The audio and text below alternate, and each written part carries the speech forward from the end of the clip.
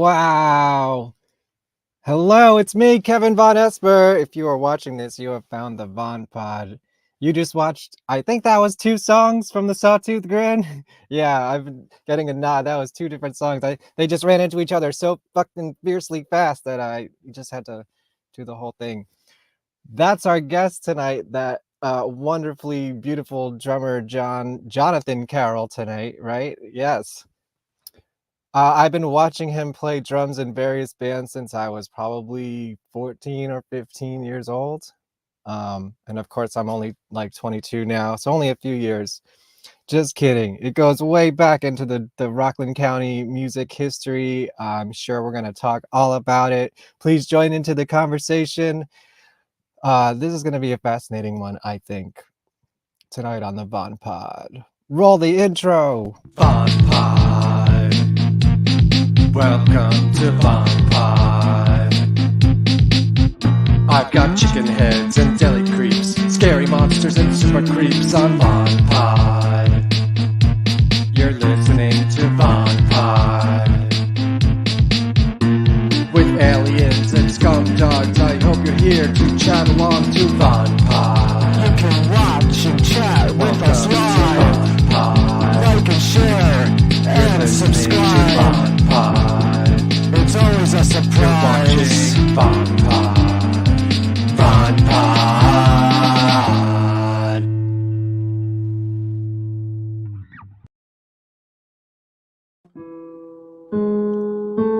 VonPod.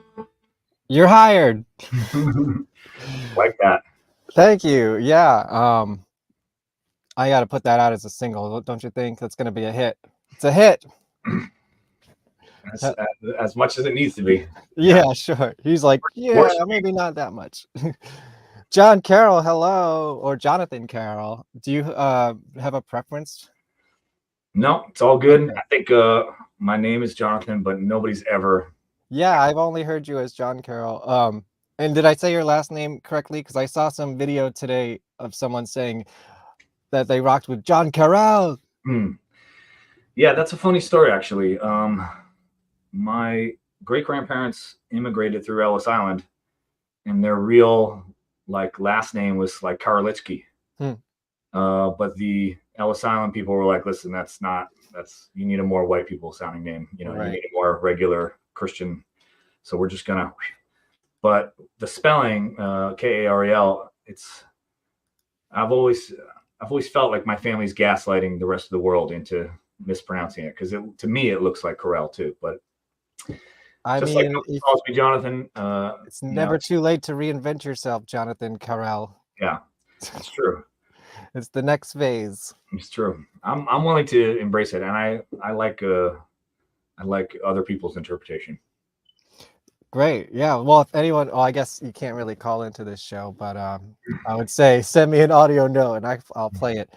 I have so many questions for you. I don't even know where to start. I want to talk about lots of different things about you, about the bands you've been in, the history of Rockland County music, and just general things about the genres that you play.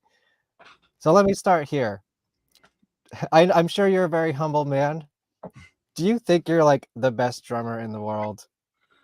No, because I think you're like the best drummer in the world. I mean, quality or value of a musician obviously is highly subjective, but if it helps or if it's anecdotal at all, I'm taking a drum class at college right now. I study it online at Berklee College of Music, and I've had a great couple years, a lot of classes. Drum set fundamentals this semester is kicking my ass. I haven't gotten anything above C+ yet. Wait, so what do you have to do in that class? And what's the challenge for you? What do you have to overcome here? It's a lot of work. I have to humble myself to the wisdom and experience of my instructor, and not be creative, but be what's the information you learn in this class? It's a lot, man. It's probably the most assignment heavy, labor intensive class I've taken so far. Each week there's a ton of new material to absorb, these classic songs and repertoire, and then it's like you have to really read the charts and interpret them correctly, including all the dynamics and codas, and so it's a lot of reading. It's a lot of vegetables I didn't eat as a child, and I'm lacking. I have a vitamin deficiency now in my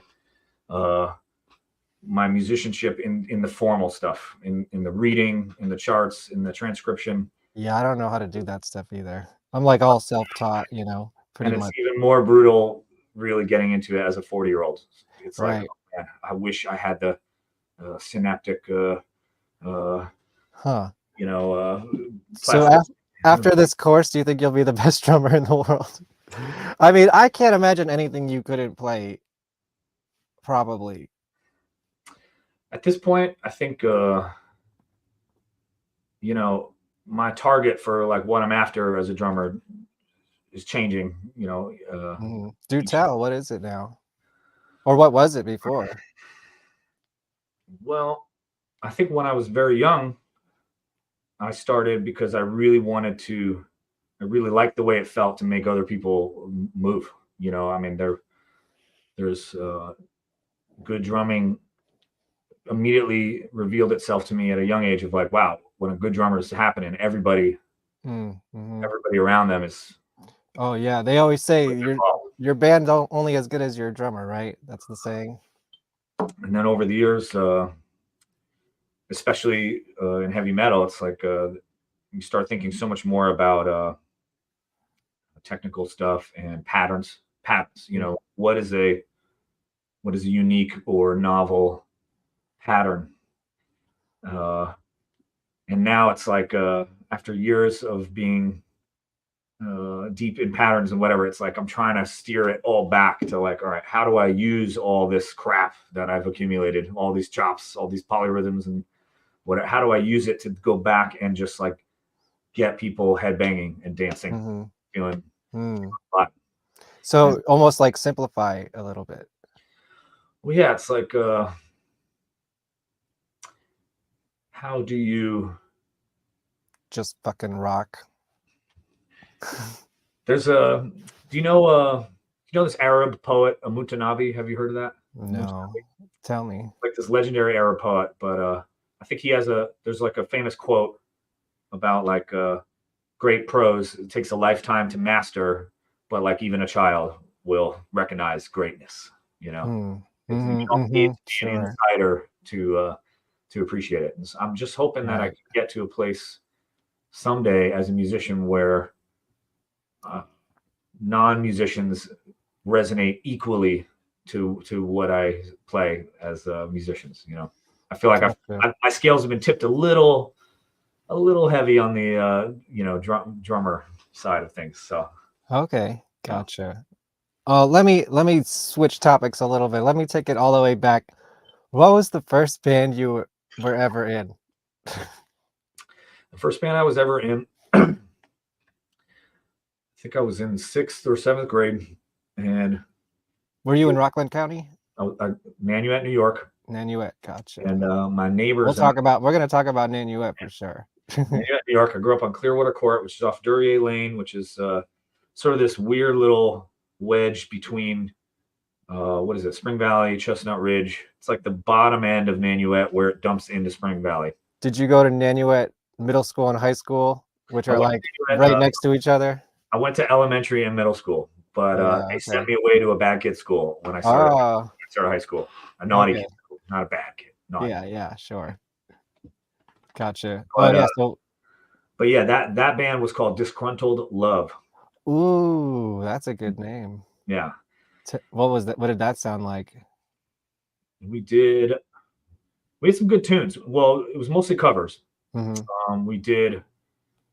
So, well, it was the band leader at the time was a fellow by the name of Matt Coriel, a brilliant young man who lived down the street, who was kind of a shut-in. I think he had sort of a overprotective mother, didn't really want him to leave in the house a lot, so she filled the house with musical instruments and fun stuff. And I would go over there and be like, dude, you got everything. He had guitars, basses, full drum set, like 8-piece drum set, a full baby grand piano. You know, I mean, he just had it all over there. So we would hang there, and then let me think. I think Matt Coriel, Eddie Kim, Lauren Frisch, Alexandra Duvall.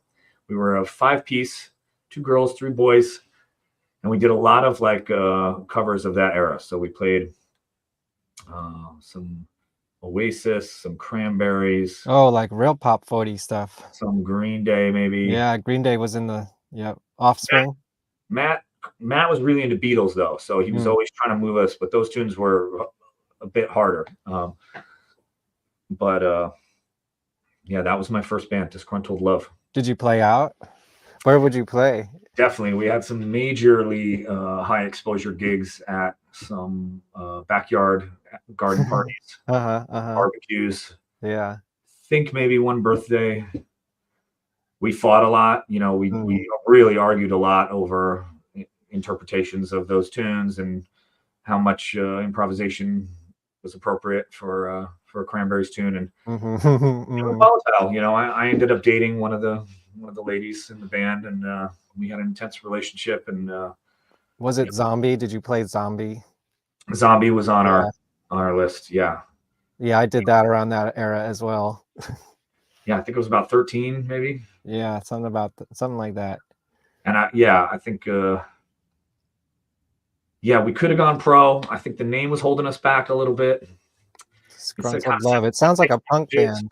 Do you have like punk roots?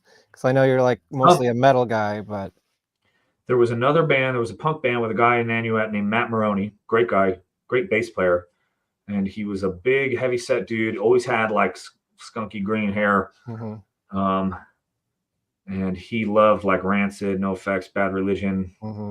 Basically, when I was a kid growing up, I was like, no, I didn't have any friends until people realized I could play drums. Like nobody, it was like such a access point to having, you know, because otherwise I was just always getting picked on and always. Dude, drummers are in high demand. Yeah, man. And well, but not amongst the population of like 1992 Nanuet, New York. Okay, gotcha. The demand there was for like jock type kids. So yeah, it was weird, but drumming, I don't know. I took to it pretty natural, and I had a leg up there, and all of a sudden it was like a lot of bands. So yeah, I did that punk band. I'm trying to remember the name of that punk band. It might come to me. I had that. There was a hardcore band called Gravity Belt from Pearl River. Gravity Belt. Okay, that's going to come up later, I think. Yeah, and then there was Civil Descent. So I was going to say, that's the first band I knew you from. Which was actually, before it was Civil Descent, it was called Divine Right. Okay. And because I knew it mostly when it was the Close My Eyes period. Yeah. I may have a false memory. Maybe you can help me out here. I think I might have seen you do one show with Civil Descent. Did you ever play at Tower Records with them in Nanuet? Maybe. It's weird. My only real memory of a Tower Records show from that era was maybe great drummer, another Rockland guy. His name is John Brand. I've been in bands with him. He always played DW drums. I forget what the name of that band he was in. DDF? Maybe. Was it with Chris Russell Walker?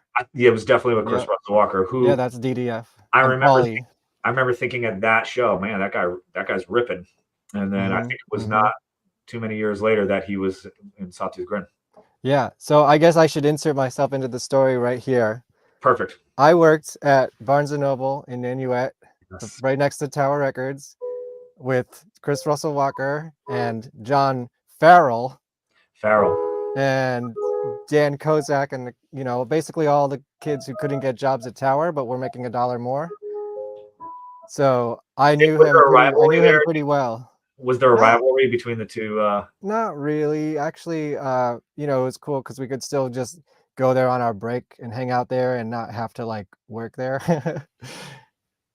We grew up knowing that behind Tower Records and Barnes & Nobles, you didn't even have to know anybody. If you just show up there and loiter, somebody will come and offer to sell you pot. at some point. Oh, wow. I never had that experience, but I was straight edge for a while, so maybe that's why. I'm You I'm just hang out like where they, put out the flyers and just hang out, right? I'm not positive about the quality of that pot or Sure. whatever, but I know that at least as young as 11 or 12, it was like, well, if you want to get that weed, you got to go behind Barnes and Noble's Tower Records. Like, Yeah. and so we go there and sort of loiter and try not to get like raped and murdered. And then we'd get the weed and we'd run over the Nanuet Diner and be like, oh my God, what? Oh yeah, across this it's in the same parking lot. Yeah. And then we get really stoned and then loiter. Oh, at that's the a good Nanuet Diner. idea. Yeah. That's, A lot I of mean, loitering. that was a great corner. Yes. Like I'm so sad about Tower Records. I don't know what it is now. It's been a couple different things over the years, but Barnes and Nobles is still there, surprisingly. Yeah, and then years late. I mean, I knew Chris and John from DDF. I guess I always considered Sawtooth Grin part of the Rockland scene, but they were more Montrose, right? They were like Chris was the only one link to Rockland from them. Well, Jason P. Springman also. Oh yeah, right. Okay, got you. I didn't see Sawtooth as many times as I saw DDF probably 100 times, and then I ended up in a band with John with his sister Erica years later. Oh yeah, and she was a great musician too. Yeah, yeah. So that's musical family. Yeah. Yeah, so let's see. Wow. Back then, I mean, Tower Records was a lot of very important formative experiences, but also absolutely that was the place to hang out. That and the mall, I guess. Hanging around Tower Records and trying to, Nanuet Mall, definitely. Yeah. But Nanuet Mall, also RIP. It's fucking nuts, man. The Palisades Mall is like 20 years old now. That's wild. I know. I still call it the new mall. It's the new mall. It's sinking. It's the new mall. I know. The new mall. It's sinking. It's got problems. I've been hearing that for a long time. Yeah, I get that. So I actually, go ahead. Sorry. What I was going to say is my last thought about Tower Records is that a big part of browsing for CDs at Tower Records was trying to select cool enough choices that someone like a Chuck Scandora who was working and that we like really look up to is like, that dude is cool. Like would be if we just purchasing something and then have them be like, oh, sick. Like that was like, you could take that to the bank for like 2 weeks of like, I'm in, I'm solid. Yeah, I'm not sure if that ever happened to me, but I do have a funny story that I feel like I should share here. I don't know if my brother's watching, but I'm going to embarrass him right now. He went in there once looking for Drama-Rama. They do that. I'll give you anything from like the, I don't know, early 90s, late 80s. Don't ring the bell, sorry.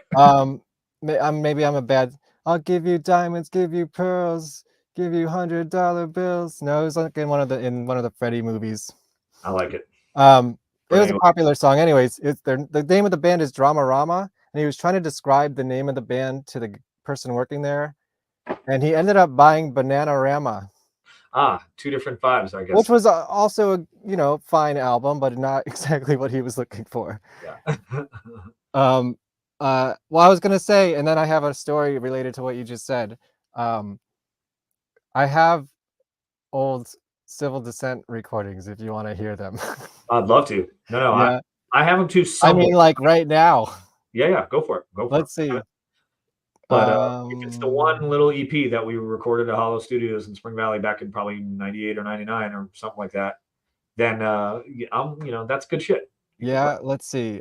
Share screen. That's pretty heavy stuff for a couple of very lame kids. I don't know. I have Second Session and a Psycho, and then 7 tracks that are unknown. But the song I remember is Fuck Shit. Yeah. This is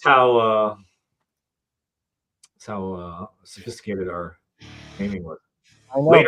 Later on, Reggie Watts ripped off Civil Descent with his Fuck Shit. Reggie Watts? Yeah, Reggie Watts has a hit called Fuck Shit Stack. Oh, really? He's clearly plagiarizing Civil Descent, obviously. So, yeah, obviously. Which we all, it's just pointing me up. Oh yeah, here it comes.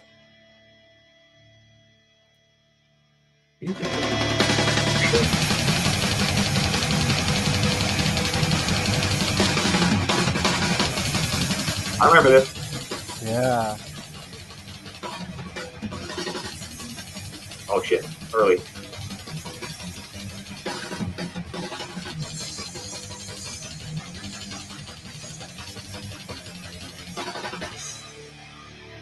Yo, dude. Is this one of your first professional recordings? Absolutely. Yeah. Yeah, I like. This was sick. I felt like maybe I just felt you guys were all older than me because it was like, how did they do that? And it sounds so good. That was exactly our intent. Well, well done, because you had me fooled. Yeah, we. I mean, me. And then one of these guys ended up in my band for a while. Which one? Justin. Justin Gelfand. Yes. So me, Justin Gelfand, Ray Sell, and the singer was named Adam. I didn't know Adam. I knew John when he came in. Adam was a cool sort of new, you know, like a newer member from Suffern. Really cool guy, into really cool music. He turned me on to a lot of like beat down death metal stuff, like Dying Fetus. He was like really into just like whatever the most brutal shit was. And but he was a great vocalist, and he really he was a little guy too. He's a little short, and he had that little guy like overcompensation thing. Right. And when we play live, and he was like ready to fight the whole crowd. He was ready. And yeah, we all like borrowed money from friends and family and did everything we could. I think those 3 songs cost like $2,000. Whoa! Where did you record this? At Hollow Studios in Spring Valley, New York, with a guy named Bart. I don't know him. A hilarious guy, a real sort of trailer park, blue collar, long, stringy blonde hair, always high, always smoking.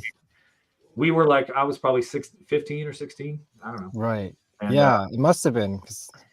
So I'm pretty sure I saw you with this band at least once. But we were just absolutely determined to break that barrier of demo quality. You did, yeah. More like, I had an 8-track in the basement, and I didn't know quite how to use it yet. I had been demoing all of our shit on a Tascam 424. Yeah. Cassette in, 4 tracks. You could overdub one at a time if you wanted to. And I was trying to do everything on that. I just had like one SM58 or something, and I was trying so hard to get that heavy sound, you know. And do you still have those tapes? I don't think so. Oh man, because I can convert cassettes just in case anyone out there wants any cassettes converted. I remember thinking what was so sick about that time, it was it's the late 90s. Bart had ADAT. Yeah, that's this technology. This is all analog. But it was really hip because Bart had just figured out, and him and his business partner had just upgraded the studio to these ADATs, and the mixing console, the board itself, had some low levels of automation capability. So the ability to record analog, but then set automation data as you were going along and have the board. And it was so cool. You'd see the faders moving on their own. Yeah. To the automation data. And I just remember thinking, this is it. This is the future. You know, we're here. Cool. We've made it. We might as well be in Hollywood. All right. Well, I want to, can you guys still hear that? I don't know. I'm going to turn this off for now. I have a question about you in that time period, and it's about your fashion choices.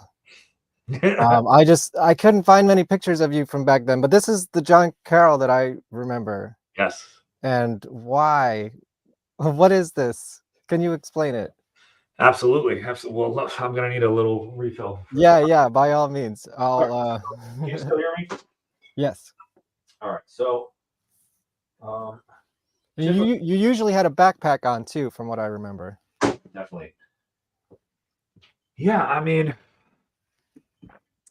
what can I say? I guess it's probably ubiquitous to say that like suburban Rockland County youth, part of the experience is just struggling for some identity situation. And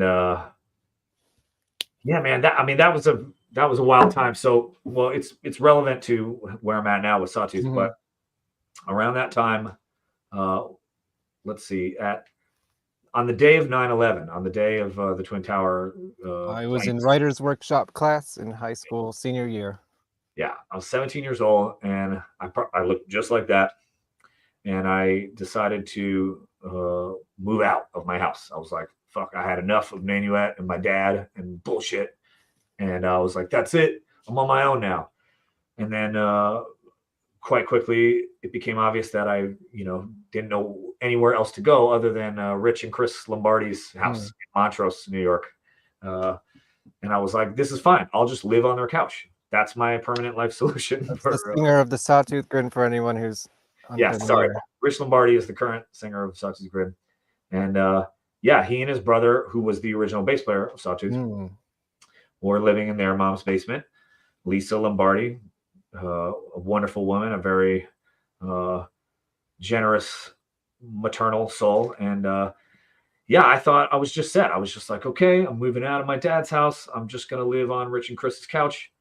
I mean, what you're looking at hairstyle wise there is an attempt at is the best Nanuet, New York Jew boy attempt at dreadlocks that I could muster, which is basically just making my hair as dirty as possible until it started to congeal. If you look at the one that's facing up and to my right, you'll see. How could you not be staring at that the whole time? Yeah. That was the one strange one that always wanted to kind of do its own thing. I have a friend that lives in Buffalo now. That's from New City, named Binky, Robert Matthew Karp. Actually, I saw his name in the comments here, and of course, I did want to ask that because it's. Oh yeah, I'm just looking at it now. I missed your side trip. Perfect. It's relevant to this. Ah, perfect. That I was gonna, of course, the Heatherton Heatwave. Well, you've saved me a lot of a lot of explaining. So he always he developed such an affection for that thing that I almost at a certain point was like, well, now I'm just keeping it going just to please him, because he is getting such a kick out of how ridiculous I look. But I don't know. City, I'm surprised I didn't know him. I did always wonder who that was, or if it was a real person. Then I saw this on the comments today, and I clicked it, and I guess he's in real estate now, huh? He was part of the whole Rockland County metal scene back in the day. Huh. So What band was he in? He wasn't in a band, but he, this other dude named Scott Tannum, a couple other dudes, worked at a wrestling booth at the mall or something. But he also worked at, I don't know. He had a lot of jobs. He was very plugged in, and he was Rob Karp was a complete maven. So if there was anybody that was kind of like a Rockland County younger countercultural metal person, he was there to sort of just facilitate the connectivity. He knew all the Negative Hate guys. He knew all of the North Rockland metal dudes. At that time, it's like Bob Lansky, Bob Gregory, Chris Peters, Jay Springman. All these North Rockland, and then Justin Gelfond, Brian, all these cats. And Binky was a great sort of social connectivity facilitator of a lot of 6 Degrees of Rockland County. And and his enthusiasm for metal extended. He eventually went off to college in these upstate New York towns. And some of my first shows with Negative Hate, Sawtooth, Heatherton, he would book up at SUNY Delhi at first, and then later on in Buffalo, he was booking shows there. It's like he didn't have any other incentive to promote his friends' bands other than he just wanted sick metal shows for his friends' bands. Yeah, you create what you want to see, right? That's what I do this show, Exactly. And the only metal band I knew, I think, from New City was Arbitrary. Did you know them? Oh yeah. So Charles Schrag, Dan. I had gym class with him. I saw Chris Mullen the other day, actually. Chris Mullen, that name. He was the bass player. So he's the one who went to high school with me. Well, and Schrag. Charlie Corlett and I were really tight back in the day.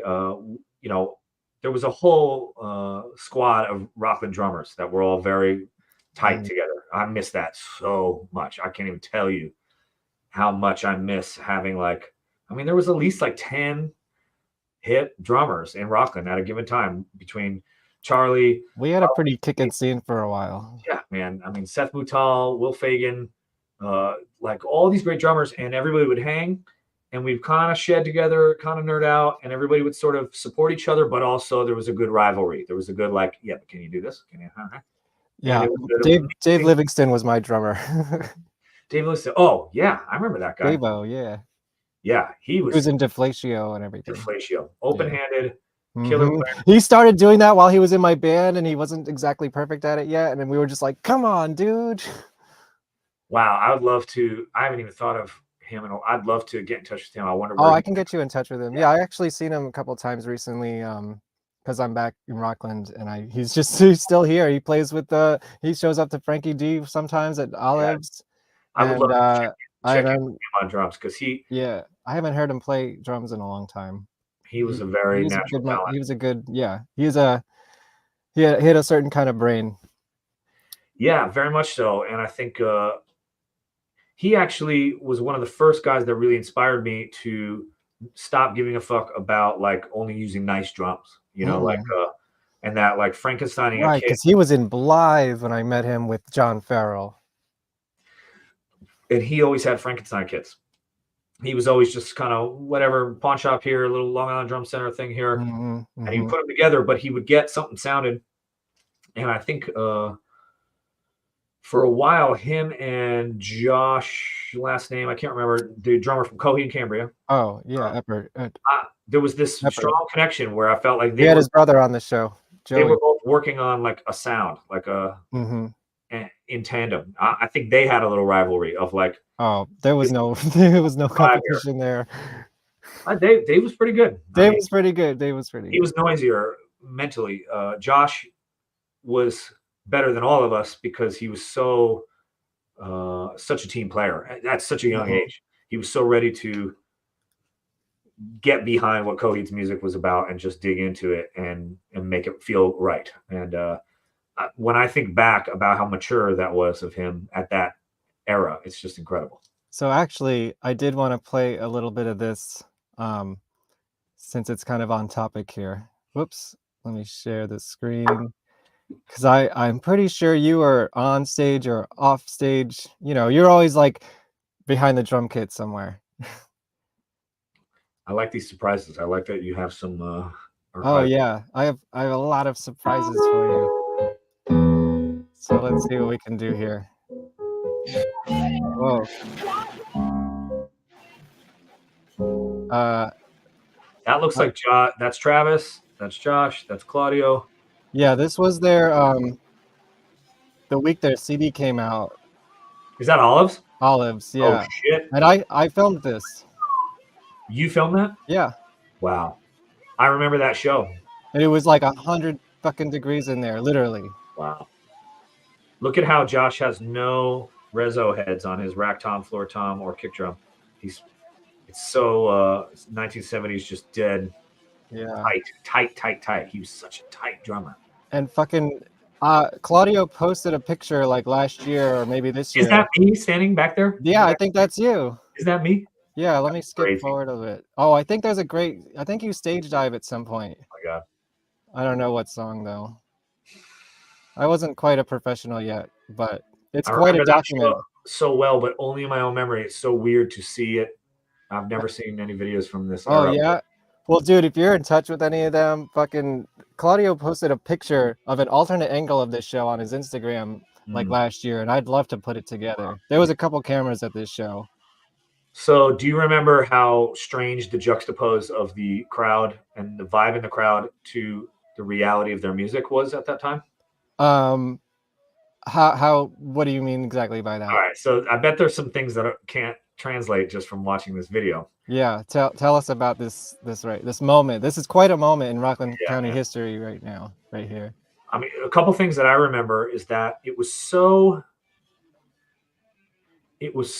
palpable how brilliant they were and how solid the tunes were. Like the songwriting was so incredible. You know, obviously unique, very unique. Yes, but it was in Rockland County at the time, at least in my observation, it was even at this show, it was experiencing it's like nobody knew how to interact with music that wasn't like metal. So the moshing kind of got rougher and rougher throughout the evening. Yeah. And if I remember correctly, there was like fights and stuff, and it got. I don't remember fights, but it could have been. Look, there's you. You see it? Wait, let me screen grab that. That's the Montrose look right there. I got There's dreads. Jon Karel. He That's just got rid of the dreads, huh? the dreads have been freshly cut off because I'd taken enough heat for them. And Somewhat, yeah. oh man, I was just in heaven right there. I had all those tunes. Oh, everyone knew this stuff before it even came out. I mean, the CD wasn't even out for a couple days at this point, and like people were screaming every lyric. You know, I really didn't like them at first, and they won me over by just kind of having. I worked at the back door, so I would go to every show there, and you know, you just end up seeing them over and over again, and eventually you're like, okay, now I kind of get it. I had a like a CD-ROM burned CD of the Shibuti, like 6-track, right? You know, self-released, whatever. Yeah. And what's the name of the song? Oh, Delirium Trigger. Thank you. Yeah. Dude, yeah, that was with Nate Kelly. That right? feeling that you got when you were like, oh, that Closed My Eyes, you know, that Civil Descent demo sounds really polished. I mean, that on the demo, on the CD-ROM, it jumped out as like, dude, this is sick. Like this is so much better than anything else going on. Yeah, it was definitely so hard. I want to find you stage. I feel like you jump into the crowd at some point. Well, so you were talking about like, oh, was that you? Let's see. Someone jumped. No, that was maybe Montana. Oh, that was you. Do you see that? Yep. I think I was trying to get in on the scream along. On the sing yeah. along. Did you actually know like what you were screaming there? I still don't know what the fuck he's saying. But credit to Negative Hate, they had Montana on their CD before Coheed and Cambria. Yeah, wow. man. I'm pretty sure the Paragraph played at some point during the day. At that point, that was a moment right there. I can stop playing this now. That was awesome. That was fun times. I was gonna ask, like you were talking about how people interacted with music. I specifically remember you and Jay Springman having very unique pit moves that we would copy at punk shows at the back door. We were like doing your moves because we thought they were funny. That sounds about right. Was it like, okay, here's maybe a broader question about that and like the music that you tend to play. Is grindcore supposed to be funny? Or did it become funny at some point? Or like, where's the mixture of humor with that music? Because it sounds so serious, but like, it's so silly. Well, to be completely fair, you know, I think, especially at that time, especially back then, you know, we didn't even really understand what grindcore was. None of us were quite old enough to experience the like early 90s Earache Records thing. Yeah, Napalm Death and I always thought it was Irachi, and then one day I was like, oh, I get it. For years. So, yeah, I mean, at a certain point, what we were experiencing for ourselves was like, well, we don't really fit in with hardcore. There's this whole scene with, you know, hardcore music that it's a lot about, you know, where the band's function is facilitating a sonic environment for that scene to like do what it does, which is like. And what band were you in at this time? Was it Heatherton Heatwave era? Yeah, I mean, well, you know, I'm sort of generalizing to that decade at this point, but you know, we were so young.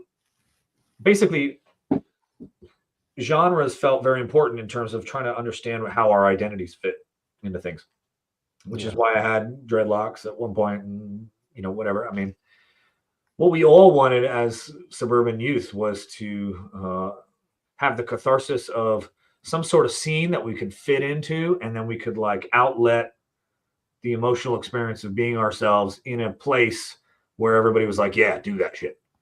And we were going to death metal shows, and it was like, all right, I love this music, but I'm like, I'm not really fitting in here.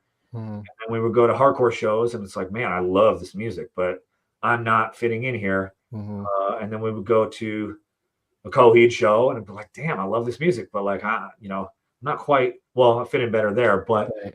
Well, you knew the scene there, so it was easier. and so the whole time it's like trying to find a home, a place to land, a genre, a scene, or something, but also trying to deal with it's like, you know, you're 16, 17 years old. You have whatever talent you have, what you're capable of, and it's like, where do I put this where it makes sense? And so at a certain point, I mean, because there was already like an artsy sort of hardcore breakaway that was really resonating for us, and that was the Dillinger, Botch, Cave In, Converge, Coalesce, Dead Guy. Yeah, I saw Converge around that area. It was sick. Yeah, fucking Jane Doe is a masterpiece. There was 100%. And Petitioning the Empty Sky was sort of, in Forever Comes Crashing was sort of like the era where we were getting involved, and it was listening, and it was like, dude, this is outside of the tropes of the genre, but still contextually within the genre enough that breaking the tropes was a badass move. Right. So that felt very exciting.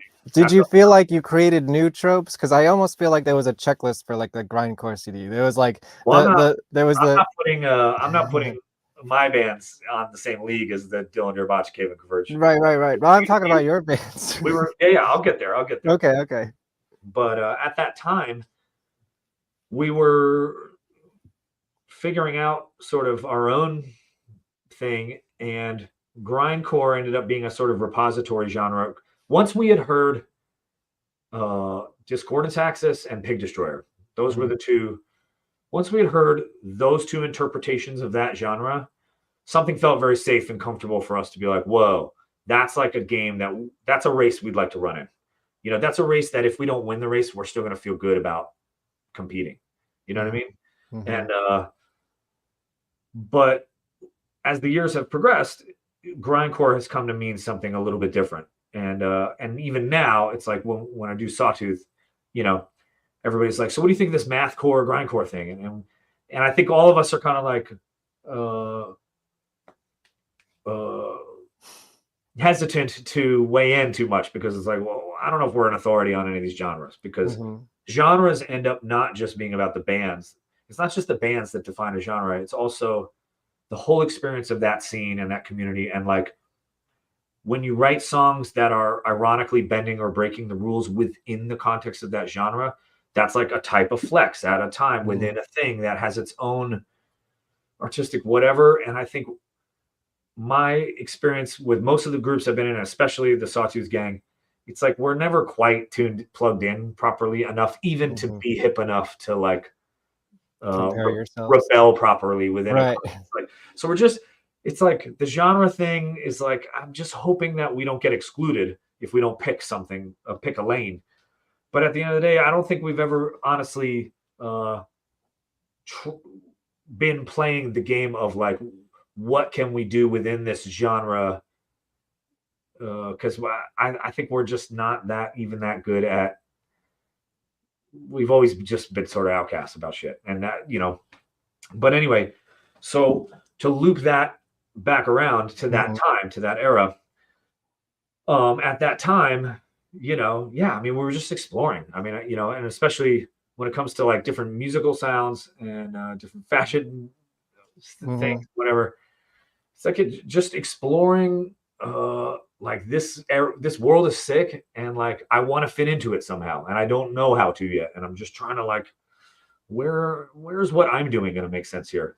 And in hindsight, it's kind of crazy, because it's like I don't know if anything ever fit into anything. I don't know if anything that was accomplished, but a lot of great music happened anyway. So kind of wild. So is it supposed to be funny at a certain level? Yes, and the humor. So I mean, let me see. I just want to, yeah, man. You know, Satan would sit in the smoking section, but he doesn't like the creepy waiter. You know, like the long, ironic, weird song titles. That was like a part of the whole thing, and yes, it's kind of silly, right? Are you out sillying each other in a way? Well, I think the trope of like serious metal musicians taking their serious metal very seriously. As a generalized trope, I think we all we're bonding in our allergy to that. It's like there's something that feels intellectually dishonest to the listener by expecting them to come along for your absolute serious ride.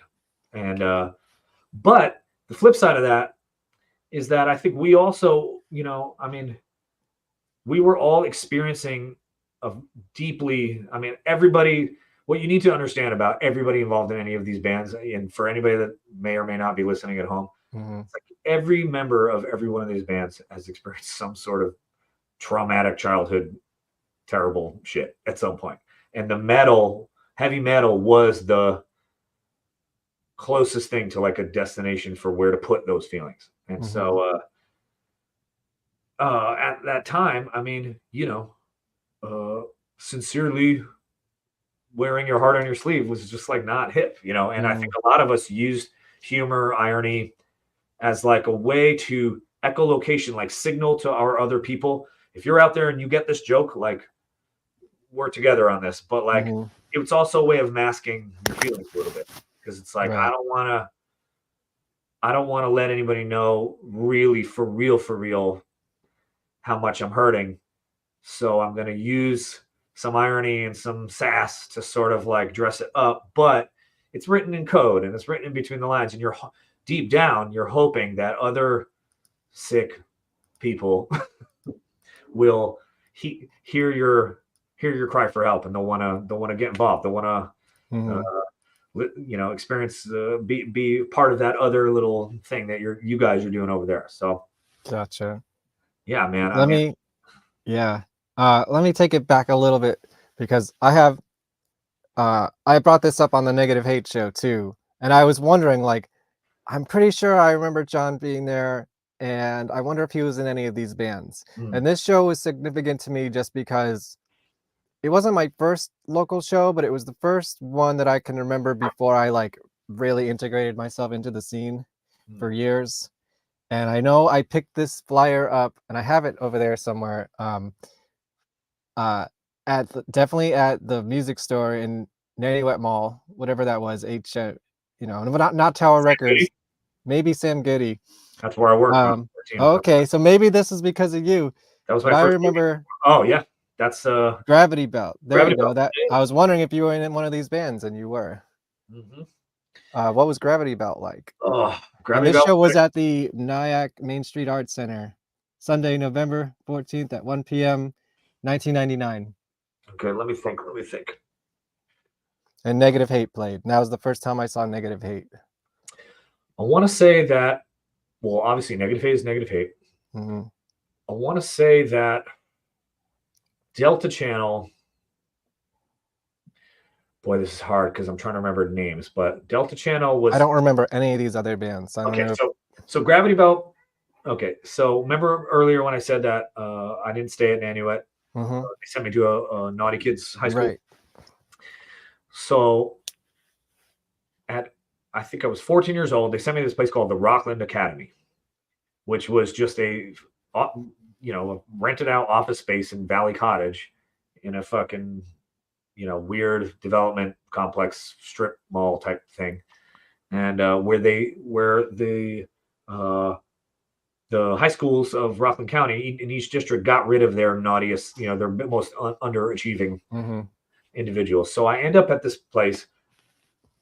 I'm young, soft, sweet, sensitive boy. Got my long hair. I'm listening to, a lot of Candlebox, a lot of Jane's Addiction. I love that Candlebox record. Dude, that one record was sick though. Yeah. I'm just, my favorite two records at that time was Tool Undertow and Tool Anima. I mean, it was like, I could not get enough of like moody, brooding, My Puppet Family, intense, dark, pop metal stuff. I love Nine Inch Nails. I love Ministry. I love Tool. And I was starting to get into like heavier baller shit, but still it was like, I don't know. Anyway, so I wind up at that school, and this dude, Anthony Pedro from Pearl River, grumpy dude, scene kid, going to hardcore, very hardcore kid, all about New Balance sneakers, backpacks, 7 inches, 7 inches vinyls. And he begrudgingly, I mean, he was, for all intents and purposes, just couldn't stand me. I think he found me to be completely infuriating. It was like, don't you know how to be cool? And I was You're like, no, no, I don't know anything. I am a feral person. I've never learned anything. But eventually, not Jon Farrell. right? I was basically Jon Farrell's alter. I was his alter ego. But Yes. I ended up in a band called Gravity Belt with them because they were like, "Wait, that kid can play drums." And all of a sudden, I was hanging with these guys, and one of the bass player of that band, Greg something, his older brother, Greg something. He was a great bass player, but his older brother was in Delta Channel, and I believe Delta Channel, or maybe their later effort, Caustic, was how Montana Mazak and Montana, like the industrial band. I don't think it was an industrial band. I think Okay, it was like an artsy hardcore band. I think that whole Pearl River connection was so that dude Montana that was screaming at the Cody show. He was a Waldorf kid, Green Meadow, Waldorf. He was from this other, but geographically close, Spring Valley. So the Spring Valley, Pearl River, Nanuet, and he was hipper than us, though. He was cooler. He was more in. Yeah. And he was like totally the cool kid. We were like the little brothers. We were like the not cool kids. And I don't know how, but we got on the opening spot on this show. And, 1 p.m. Woof. That was the first time I ever saw NEGATIVEHATE perform live. Wow. Did you know them? I mean, you probably knew them just from Tower I Records? knew from Tower Records, and I had heard many legends about their parties and how cool the group was, but I had no idea about what they ultimately sounded like. And what I recall most about seeing them at the show is that they sounded terrible, and we thought it was hilarious. So I think probably their machinery just didn't look. I got some pictures from that show. They're terrible, but there it is. 1999. They look so fucking badass. I know. How cool and you is know that? what? I got to tell you, it's like I didn't have any contextual framework to judge like how well their set was going. Neither did I, but so at that time, I was just. It was scary, but it was funny. I was just perceiving. Know your plugs. I never wore earplugs back then. I didn't know anything. Know your plugs, and a very dark room. I believe it was at some random Nyack place. That it was at the Arts Center, which became the Playhouse. Okay. It was very dark. They delivered a theater that was very compelling, and I must have been 16 or 17, not even, maybe 15 or 16. But I remember just thinking, like, dude, those fucking dudes are committed. Like they mean it. They're not like they are willing to forego technical accuracy to deliver performance art. And it was scary for me. I mean, I was a child, but it was, I felt scared. Like I didn't want to approach them because it was scary, but I totally wanted to go buy "Fuck You and Your Pink Mood." Yeah, man. Which I did at Tower Records for sure. Yeah, it was terrifying, but so exhilarating, so exciting. Because I'd never seen anything like that so up close before. And I really didn't connect with him until recently, and then I filmed their new music video. So check it out. Yeah, I think the only other Gravity Belt show we had before that, or maybe in some, was at like a Pearl River talent, like high school talent show. Oh yeah, what did the band sound like? It was sick, dude. It's weird because I don't have a ton of memories of the tunes, but they were good. I know they were hipper than the other stuff I was working on at the time. And I remember thinking, like, man, this is like, these guys have a real aesthetic. Like, these guys are really going for something. And when I try to chime in, they're just like, no, check this out. And I remember thinking to myself, okay, this is fun to be around people that really have a clear vision for an end result. And there was some sick shows. I wonder somewhere. I think there's some demos. There's some good stuff. There was a guy named Jeff Kunzel. that was like kind of a difficult guy, but he was a good player. Anthony Pedro was the singer, and he turned me on to my exposure to a lot of like the art metal, art hardcore, like that whole Dillinger, Botch, Cave and Converge, Discordant Saxes, blah. Him and this other dude, Jesse, last name I can't remember. These two, they were very, very. Their passion was discovering cool DIY, sick, outsider metal stuff, and they turned me on to so much shit. They were so charitable in their willingness to continue to berate me for not having better taste. Yeah, that's how to do it, huh? Maybe.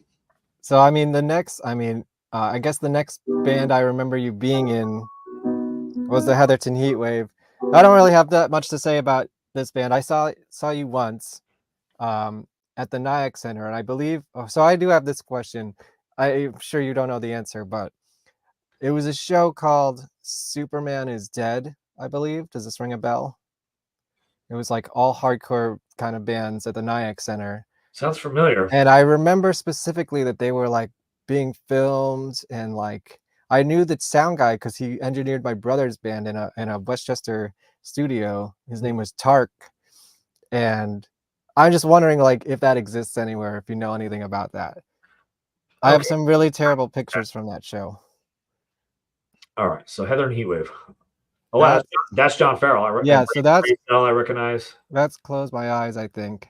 Who's playing bass there? I don't know him. Yeah, I don't know him. Yes. So let's see. This, I don't know what band this is. These are really terrible pictures. That's us. That's Heather and Heatwave. That's Heather and Heatwave? That's okay. Stellato on vocals. That's Chris Lombardi on bass. That's me on drums. Yeah, I can't see you. Who's that long hair? And then there's Sawtooth Grin. Sawtooth, yeah. Yeah, so lots of smoke. I remember they like... How those cool. are great pictures. Like, well, I should find the negatives and rescan them because it's, yeah, maybe they'll come out better. But I would love to watch this show. I know it exists somewhere. Wow. Yeah. I would love to do that too. So if you know anyone who might know that. Anyways, that's the only time I saw Heatherton Heatwave. But I do want to show and tell this because I know it's very rare. You have one of those. I have one of these. That's that's worth like $10,000 or something. I know. I'm trying to sell it for that much. Yeah, if you see any of your records on Discogs for like $1 million, that's me because I don't actually want to part with them. But if someone has that much money, they definitely want it more than me. After rare things that I get an email at least 5 times a year. And I'm always like, I wish I could help you. I haven't. Wow, I can't believe you have one. I have one. It's a highly. And the Sawtooth Grin is on here, and the Paragraph as well. I just mentioned that. And I believe there's a mystery singer on the Sawtooth Grin that's kind of like a mystery, right? Do you remember that? I don't remember that. There was a guest singer, and I heard rumors about who it was, and that they couldn't release that information because of contracts they had signed recently. On Sawtooth? Yes. No, but maybe it was someone who was in a band that we were just watching before. But maybe that's untrue. I'm 99.9% sure that no one but Rich Lombardi has ever sung on any Sawtooth material ever. Really? Yeah. There's a different. Oh, maybe it is him just overdubbing. Maybe that was just a rumor that floated around. Rich is such a talented guy and knows how he wants to craft a vocal experience, and it doesn't sound like any other vocal I've ever heard from him. He's got a lot of tricks up his sleeve, and he used to throw a little more fireworks back in the day. Let me see if I can look it up. Where now he's sort of leaning more into just what his natural sound is. Yeah. Actually, can you play something so I can have a quick bathroom break? Yeah, sure. We're gonna watch some more of the Sawtooth Grin show. Perfect. And we'll be right back.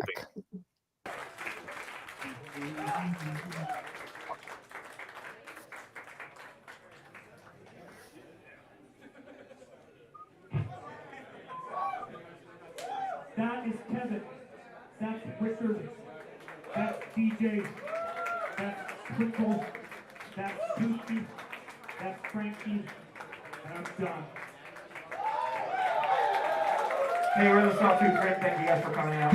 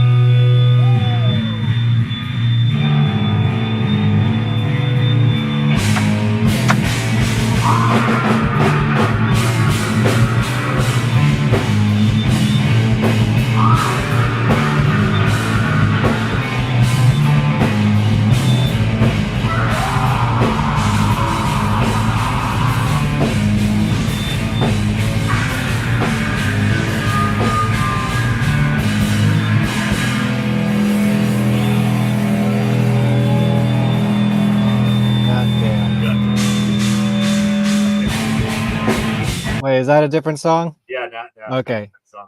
I don't know where the breaks are. I love this video. I love the set. I'm so Yeah, happy it's great. I'm so happy you documented it because it's just been great to see it and share it with the rest of the guys.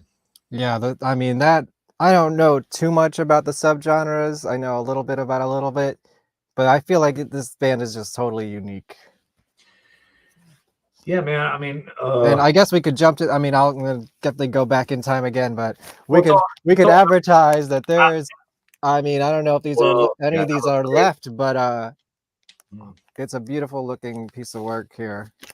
Oh man. Oh, Yeah, let's please see. show it off. Show it off. Yeah, let's. I don't remember which edition I got, but they're We all worked limited. so hard on this. How music. beautiful is that? And Rich and our wonderful patron saint Nick from Wax Vessel worked so hard on making just a really unique, special thing with that. I mean, it's quite a piece of work.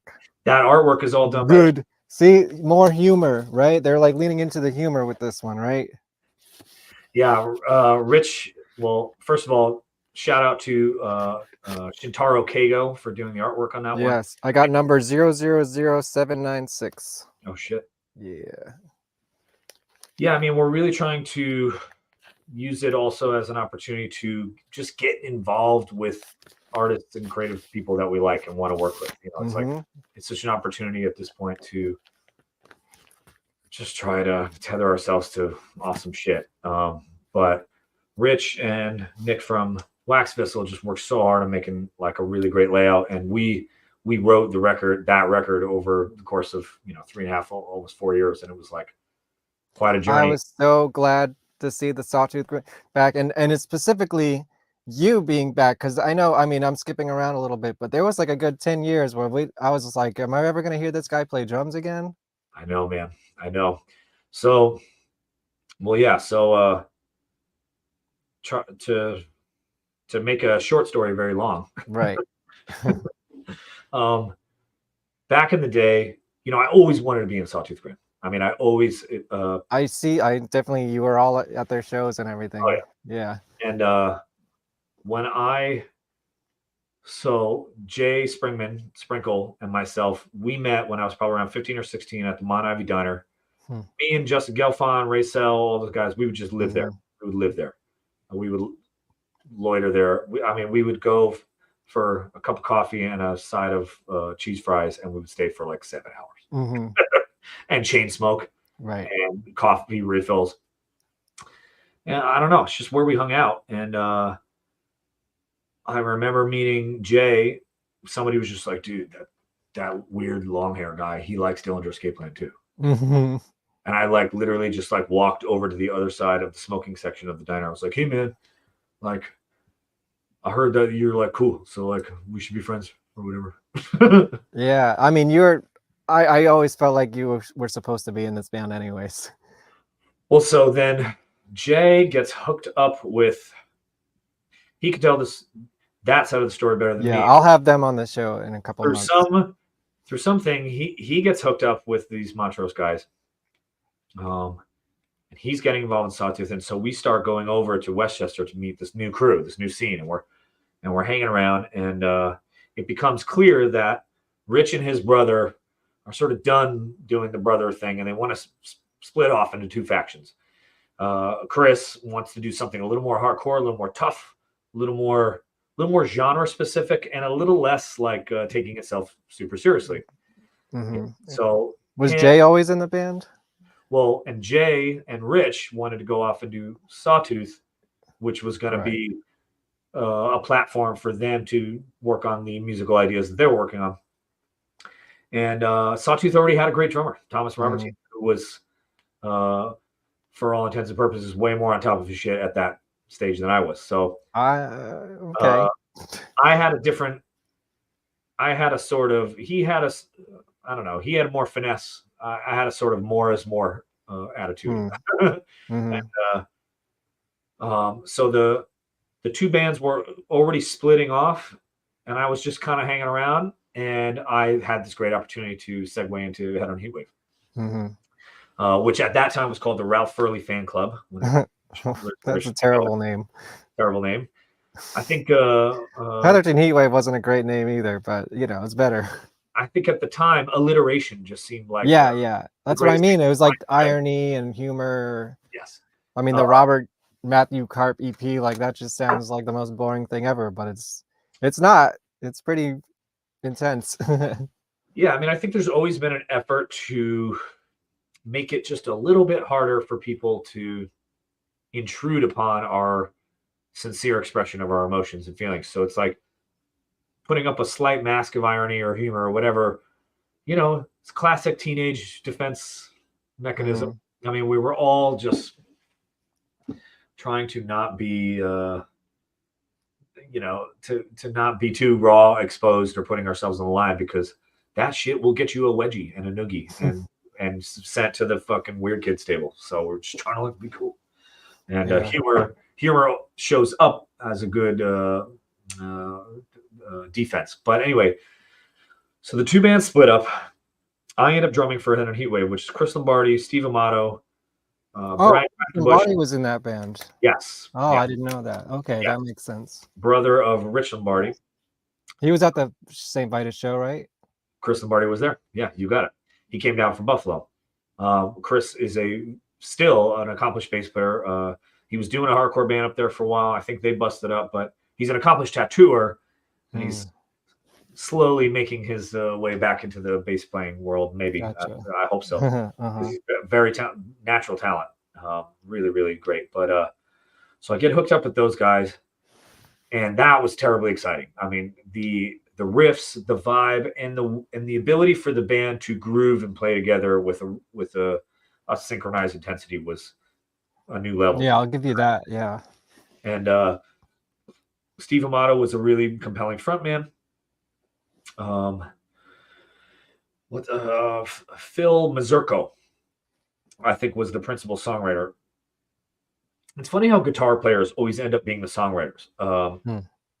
It's well, I guess in DIY upstate New York metal bands, but it's a weird. We're the suburbs, man. We're the suburbs. It's a weird de facto sort of blessing and curse. I sort of feel bad for guitar players because everybody just kind of looks at them like, all right, so what are we playing? Like, what's the riff? And it's like they got to come up with something sick.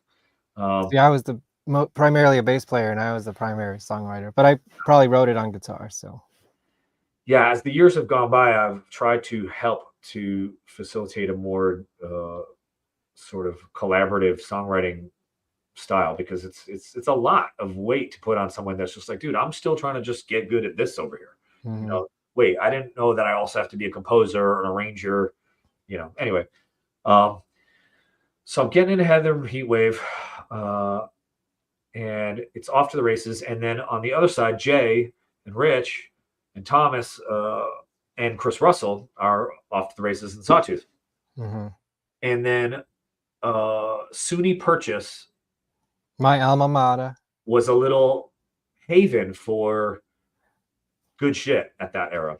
I missed that scene. I mean, I started going to Purchase shows like 2 years later. Yes. And I ended up going there for 2 years and graduating there. So yeah, I spent a lot of time in the student center. I had never really spent any time in Westchester, and I didn't go to college, and hanging over there, I don't know, it was pretty eye-opening. It was like, wow, these are cool dudes and chicks and people and whatever that are involved. You know, they're hip. They know what's going on. But I went there for the music scene. Like, I was just going to Purchase shows because I liked the bands anyways. So I was like, I might as well just be here. Did Purchase have a music program, or was it primarily visual arts? Okay, it did have a music program. I wasn't part of it, but there was good shit coming out of it. I mean, and they were hosting shows, and I mean, for us, it was just for me and Jay especially, it was like, dude, like, oh my God, Westchester's so cool. Like, there's this university, and like all these kids are like interesting and cool, and they have such unique opinions and perspectives on heavy metal and blah blah. So that was really, really exciting, and there was a good positive feedback loop of that scene into like our songwriting, because we were writing tunes trying to get a good reaction at shows that we would play at Purchase and other DIY spaces or whatever. Interesting. And I think it was a real hive. It had a good positive influence on the music. But after a little while, the songwriters and the members of Heatherton Heatwave were just jiving. I want to say this dude Phil, he was probably the principal songwriter, but like he was an intense guy. He had a lot of emotional ups and downs, and everybody was whatever. And I was always envious of how the Sawtooth sound was developing, because I'm like, man, it's just really like it's forming into something clearer and clearer as we're sort of devolving over here. But at that time, based out of Purchase, this guy Eric Stockmeyer is that little sampler you put out, Cosmonaut Records. That was his label. Yeah, Cosmonaut. Yeah. And he was like, dude, I'm studying production. I'm doing stuff. I started my own label. I'm getting into stuff. He's a sweet guy, just a really sweet guy that liked shows, liked good music. And he was ambitious. He had an entrepreneurial spirit. He was like, I'm starting a label. I'm doing it. I'm like, the dude was probably like 19 years old. Yeah. Like, I'm the DIY was that was big back, at that time. So he basically was like, I'm into this whole little scene here. So that was Sawtooth, Heatherton Heatwave, also the Paragraph, which was Montana and Patrick Sayers. Yeah. Pat Sayers. That's a great dude that I haven't heard. Yeah, he used to run the back door when I worked there for a little bit. So he was a great front man and a very compelling vocalist and lyricist. And then I went to Purchase and partied sometimes with God, I can't remember the guitar player's name. Sean Kraft. Sean Kraft, yeah. Sean Kraft. Jordan Lovelace was the drummer of that Jordan, yeah, right. I remember he was in a punk band before that. Crazy good drummer. You know, slim guy, you know, kind of like a marathon runner's build, but he fucking hit those drums. And he played big old vintage drums and he bashed the shit out of them. And I remember thinking, like, dude, that guy can hang. He's in it to win it. I remember a show at the back door where they played, and Bjork was there because her son's band was in town. I remember hearing about that. Yeah. We befriended him for a weekend, and Bjork watched my band play at some point. But I remember Heatherton. Not Heatherton. The Paragraph were playing, and he was like, "I hear there's a celebrity in the house. Someone with the voice of an angel. It's Claudio Sanchez." It was pretty funny. Yeah.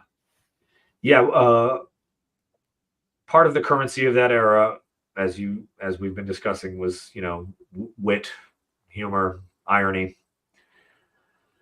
I don't know, you know, I mean, I think it seems tropish now, but at the time there was such a script.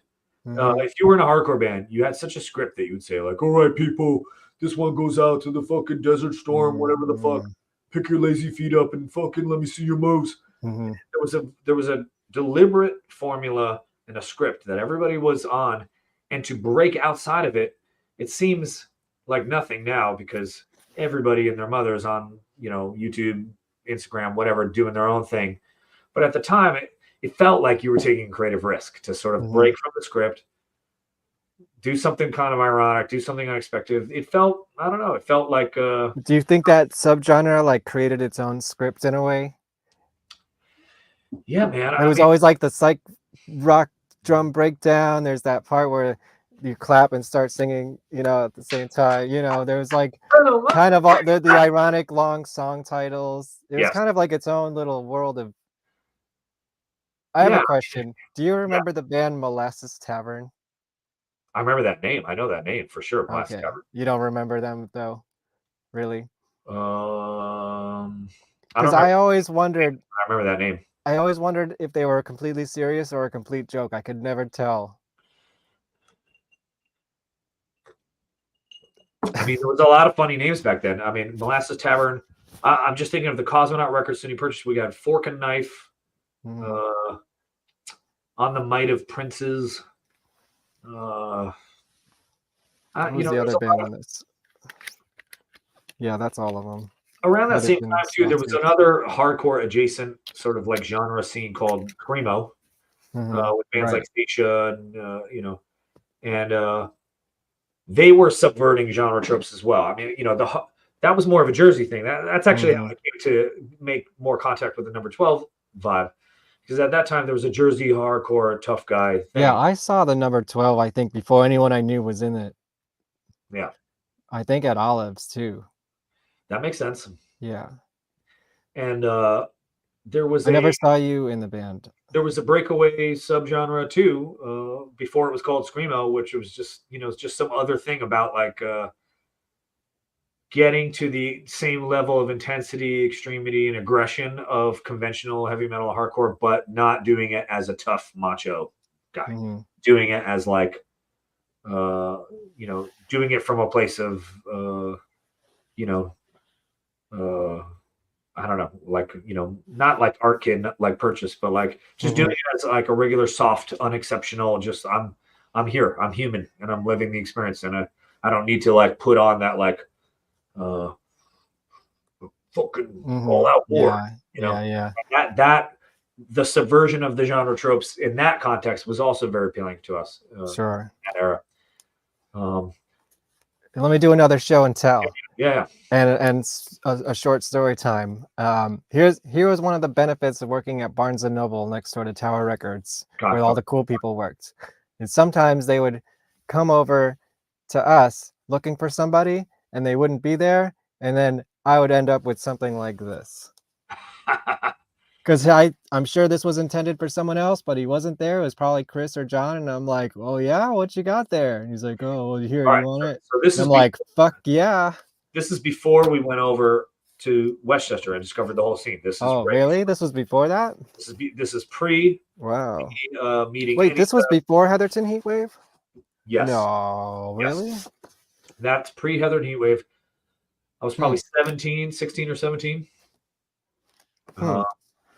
So, well, It seemed later to me. No, yeah, you're right. Right. Let me think about this. I mean, let's see. Annabelle the Cannibal No, you're right. came out. Scratch that from the record. I got my stories. Yeah. So after Heatherton Heatwave, Yeah, I came into Negative Hate. right. That's right. This is pre number 12. So Right, it yeah. went from Heatherton Heatwave to Negative Hate to number 12. That's right. Right. Yeah, so it's probably more And like I saw you at least once, I think just once with this band. It was at Olives. Hmm. I think I see Negative Hate like every time they transform into a brand new thing. Yeah, that record is more, I was probably 19 turning 20. That's right. Okay. So wow, a lot of stories there. But let me just start by saying that so Heatherton Heatwave ended up, yeah, I mean, we were playing shows, we were doing stuff, SUNY Purchase Connection. There was the whole Rockland County, whatever, I don't know. By some kismet, it had become, Heatherton Heatwave was disbanding. I can't remember the real hardcore shit, but the members were having too many squabbles, and it was like, okay, fuck it, we're getting out of this. And it was rough, and I took it real hard, and I was like so bummed. And but it became somebody had gotten to me that like Negative Hate was looking for a new drummer, and that they had a guy named Donnie who was his own character, I guess, in the band, but for whatever reason they parted ways, and there was this like vacancy. And I don't know, on the back of that flyer that you just posted earlier with the Gravity Belt show and the whatever, I still had that performance ringing in my head of just like, dude, these motherfuckers go hard. Yeah. Like they don't give a fuck. And they were going to New York City to play shows. Whoa, at the goth clubs, at the Pyramid and the Batcave. Those guys were like fucking bleeding on stage, like every set. Like, and I think by that time I had maybe possibly been to at least one of their legendary parties, because do you remember the Negative Hate parties back in the day? I never went to one. Oh, dude. Yeah. Okay. I didn't really know them. So they had their band Negative Hate. That was one performance art project, but they also had their communal living situation called Elk Village. Yeah. And I've heard of it. It's listed on here. Seasonal parties that they would throw where they would invite all of their community of artists and musicians, and these parties were another vehicle for them to express their artistic aesthetic. Right. And dude, I shit you not, I mean, this was the coolest fucking shit ever. These parties would be 16-hour long bacchanalia with full themes, plots, stories, narratives, like scavenger hunts. Like they would spend months planning these parties that were meant to be standalone artistic. I wish I asked Chuck about that on this show. Oh my god, the Negative Hate seasonal, they would be kind of a winter solstice, summer solstice thing, and all the members of the band would always live in a big house together, and they would rehearse together there. They would live there together, and they would sort of communal live, and they would welcome all the community of misfits into their home and feature a ethanol fueled, drug fueled evening of murder mystery level, dinner and a show, baby. And they would spare no expense emotionally, artistically, to create a level of expression that was like, I mean, you would, for me, it was the coolest thing I'd ever experienced in my life. I'm like, dude, not only is this all DIY and they're doing it just financed with the currency of their own imagination, but it's like one of the sickest emotional roller coasters I've ever been on in my life. Wow. And so after being at a party or two, and then hearing they had this vacant seat in the drum throne, I jumped at that gig and was stoked to get involved in it. But I was like 18 or 19 years old. So I was coming in to a group of guys that probably had 5 or 6 full-length records. Yeah. Many member changes, many hills and valleys, Right. history and chemistry together. And I was just Yeah, I think he said they started in like 1994 or something like that. probably even earlier. Honestly, maybe. Chuck, Keith, Dimitri, their original drummer, I want to say his name was Matt something. I don't know. I mean, those dudes were the real deal. Yeah. And, when you think about the Earache Records 1993, like Godflesh, Mm-hmm. the real grindcore shit, Godflesh, Napalm Death, Morbid Angel, Bolt Thrower. It's Anal like Cunt. Anal Cut. Negative Hate should be included in that because they were around the whole same movement. Yeah, I hear a lot of Godflesh in their music, old music. I mean, they would say Godflesh Ministry, Nine Inch Nails, blah, blah, blah, blah, blah. But they became their own thing after a while. And Yeah. the mix was so strange of influences that it just became this ongoing artistic expression of a community of people figuring out how to live together and create together and do stuff. And I mean, to this So you day, turned them into a grindcore band. well, yeah. So I come as a young punk into that scene, and I'm like, listen, I'm fucking 19 years old. I know how shit is. You guys, you know, you don't get it. You're old. We need to fucking make it faster, make it weirder, fucking rah. And I was like a bull in a china shop. I really was so. This sounds like a Jon Karel record, more than like a Negative Hate record. Well, because I'm not only just drumming on that record. You're singing too, I'm right? screaming on that record. Yeah, I remember that. I used to set it up with a mic stand in between my legs in the drum drum and just fucking bang it out and make it. And it was a wild experience. And what's even more wild than how I was experiencing it is when I imagine now how they must have felt like being like, oh, we like this guy, we like his playing, but like, oh, this kid, just everything is like go. Yeah, it's very fast. I had no respect for all the subtle nuance of like their relationship to each other and how many records and houses and lives and girlfriends and drug addictions and recoveries and setbacks and false starts and whatever they've been through. I was just like, whatever. I don't care. Fucking let's do this. Let's write this record. Let's make some sick shit. And I was constantly locking horns with the other drummer in the band, this guy, Dimitri, who's a great guy and a great dude. But I was constantly locking horns with him. I was constantly getting into it with the bass player, Keith Rinaldi. Chuck Scandora, what a saint, was always trying to work his diplomacy and keep everybody cool. And we had this great, the other sort of like semi-new guy, this guy, Steve Kohler. Right, that's the name I don't recognize on here. Steve Kohler, a mountain of a man, an incredible man, a prodigious drinker, one of the only human beings I've ever met that metabolizes methyl alcohol into pure protein. Like the more beers and whiskey he drinks, the larger his muscles grow. I don't know how to explain it. He's got some kind of genetic abnormality, but an incredible guitar player and an incredible rhythmic feel. And we would just spend endless hours just trying to get into that vibe. And we spent so much time writing that record. And I would pair these together, Annabelle the Cannibal. Yes, two things. Yeah. Oh man, It's a little bit of overlap. to this day, I'm so proud of those two. They're very unique sounding, even within the Negative Hate catalog. I mean, a lot of my drumming on those records is very early John, very it's not the tightest thing you've ever heard. It's not the most refined, but the emotion is there. And especially especially Chuck's voice. I mean, his guitar playing was great. It's great.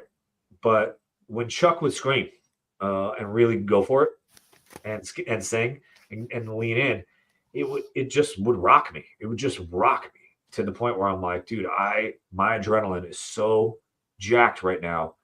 I can hit these drums harder than I've ever hit anything in my life. Like the songwriting was really, really good. The lyrical content was over my head, but Were you writing those lyrics? We were writing it together. I mean, I was Okay. writing stuff. I think the central theme of all my lyric writing at that era was Her cigarette, lipstick. Trash Talk Mouth. That's Trash one of Talk Chuck's. That's one of Chuck's titles. But all of my prosody at that era is just dealing with the emotional feeling of being rejected by females. So it's a lot of fuck you, chick. Yeah, I have no idea what the lyrics are at all. Yeah. But it's very interesting.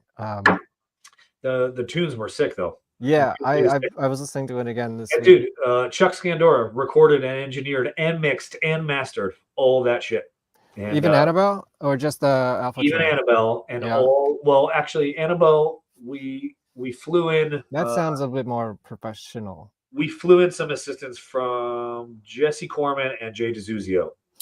Yeah, Jay, who did the Sawtooth record and the Coheed record. In fact, getting Jesse Who wrote Corman, he wrote an Imagine Dragons song? Yes, I think I did know that. That's fucking crazy. I need to get him on the show. So I recruiting. used to hang out with him. Sorry to interrupt you. I'm so sorry. That's okay. No, I just remember Jay. We used to hang out a little bit when Getting Interference would play. Corman involved in the mixing and production of Annabelle the Cannibal was how I came to know the number 12 guys. That's how I got hooked up with them. The only number 12 I have is Without You. I don't know much about this band, so I don't really have many questions about the number 12. But if you wanted to give a brief, The big album. I have. Hold on. I kind of missed that. There was two big albums that I did with that group. One was called Mongrel. One was called Worse Than Alone. This one, Mongrel. Yeah, I was listening to that today. That's my favorite one. That came out 2007. Yeah, I kind of missed that band a little bit. I don't know. Yeah, it's all right. I think when I saw them, they were a little bit more like on the emo phase, and I was like, eh. So then I just never really followed up on the records. But then I was listening to it today. I'm like, holy shit! With you and Chris, it's like pretty fucking sick. Well, yeah. So that's me and Chris Russell again on those records. That's the first time I ever got to play on record with Chris. Right. Trying to get involved in that hang with him and Jay and Rich. The first time I saw him was in a ska band. Three Monkeys Named Bob? No, Mission 101, I think. I forget. Maybe was that their name? I think it was Mission 101. He was never in Three Monkeys. Yeah, that was Sammy, which we'll talk about a little bit too. Sam. Yeah. All right, so let me get my story straight here. So Annabelle the Cannibal, we recruited some extra mixological expertise from Jason DeZuzio and Jesse Corman, who had linked up and started working together. DeZuzio had done the Cuddle Monster record with Sawtooth. Here's it was the first heavy music he ever recorded. Yes, and that was shortly after he did Second Stage Turbine Blade for Cohen and Kira to loop that all the way back to that. So right, and I used to have like little rough mix CDs from those sessions that I probably wasn't supposed to have. Yes. I'm sure we all did. So DeZuzio was very plugged into everything we've discussed up until this point. DeZuzio was fully plugged into the nuance of the, the scene, whatever that strange little scene that was going on. He was plugged into the whole thing, the Cosmonaut Records thing, Coheed thing, Purchase thing. He was totally hip to all that. And he had his own band that played all the time too. Not to loop Montana back into it, but Montana does do a guest vocal on the Coheed thing Yep. that he did with DeZuzio at Yep. that video during that record. Right. So When he like, was recording them DeZuzio- in his bedroom or whatever. DeZuzio was a key player in the Mhm. scene. I got to get him on the show. I the used to have engineering- his phone number. Let's see. Oh, he was a cool dude. I mean, I haven't talked to him in a million years, but he was also a singer-songwriter, also in bands, Interference, yeah. and just had a real like focused mission drive. Like he was gonna be the guy that puts out sick records. Mhm. And a lot of the magic of Cuddle Monster, which I think even Rich and Jay would admit now, it's like a lot of the magic was the chemistry they had with him during the Mhm. production. Because I think now, if you talk to Jay, especially, he's like the songwriting was very remedial at that time. It wasn't there yet. But he's like, but the magic was about the time, the chemistry of the band members, and their chemistry that they were flowing with DeZuzio. Because Mhm. there's some fairy dust on that Cuddle Monster record. Oh yeah, it's hard to great. describe. I love that record. It's got a thing that you're like, well, And fuck. like that clean That's guitar not tone, it's like it's so weird. It's clean, but it's nastier than anything Yeah, I've ever I heard. know, it's so weird. I feel like a lot of that had to do with Jay not knowing what he was doing with a heavy band too, and it kind of just came out kind of magical. Well, and also his sense of like contrarian, like, you know, we all had a sense at that point of like, well, I don't really know who I am, but I know that like not being like anybody else is sick. Mhm. So like in the meantime, let's just throw shit at the wall that I've never fucking heard before, that like no one has gone there. And as Sprinkle especially matures into a musician, it's like I'm watching him sort of change, and like where he totally is coming from somewhere now. And the perspective, the point of view that he's painting, it's no longer just like about getting away from where everyone else is at. It's finally coming to a place where he's secure and safe and, you know, confident enough to just be like, all right, this is where I'm coming from. This is what's going on. Mhm. And it's just so beautiful to watch. That's amazing. But Praise to Jay DeZuzio, you rock, man. oh man, Jay DeZuzio, yeah. But I was just having a conversation with Rich today, and it's like, okay, so, you know, many years have passed, and we have a lot more tools at our disposal to create an artistic work now, including like, you know, we're all a lot better players now. Mhm, mhm. But you can't ignore the fairy dust that goes into a magic record, and how to summon that fairy dust. We've all been sort of discussing and acknowledging together. It's like has much more to do with where we're at intrapersonally as a relationship, the chemistry between the people involved in the project. Because it's like, if we're gonna ever, because for us, you know, well, and this is Should I set you up for this question? When are you gonna play some fucking Cuddle Monster songs? right. That's a good question. Well, okay. I would love to hear this lineup of the band destroy that record. So at some point, we are going to have to investigate that music, but it's when we do it, it's going to be covers. Right. I was not the drummer that played on that music. Mm-hmm. DJ Scully's not the bass player that played on the music. Kevin's a new member. Kevin's a new member, and Rich and Jay are different people now than they were then. And there's such a wide gap time-wise that emotionally about 20 years, right?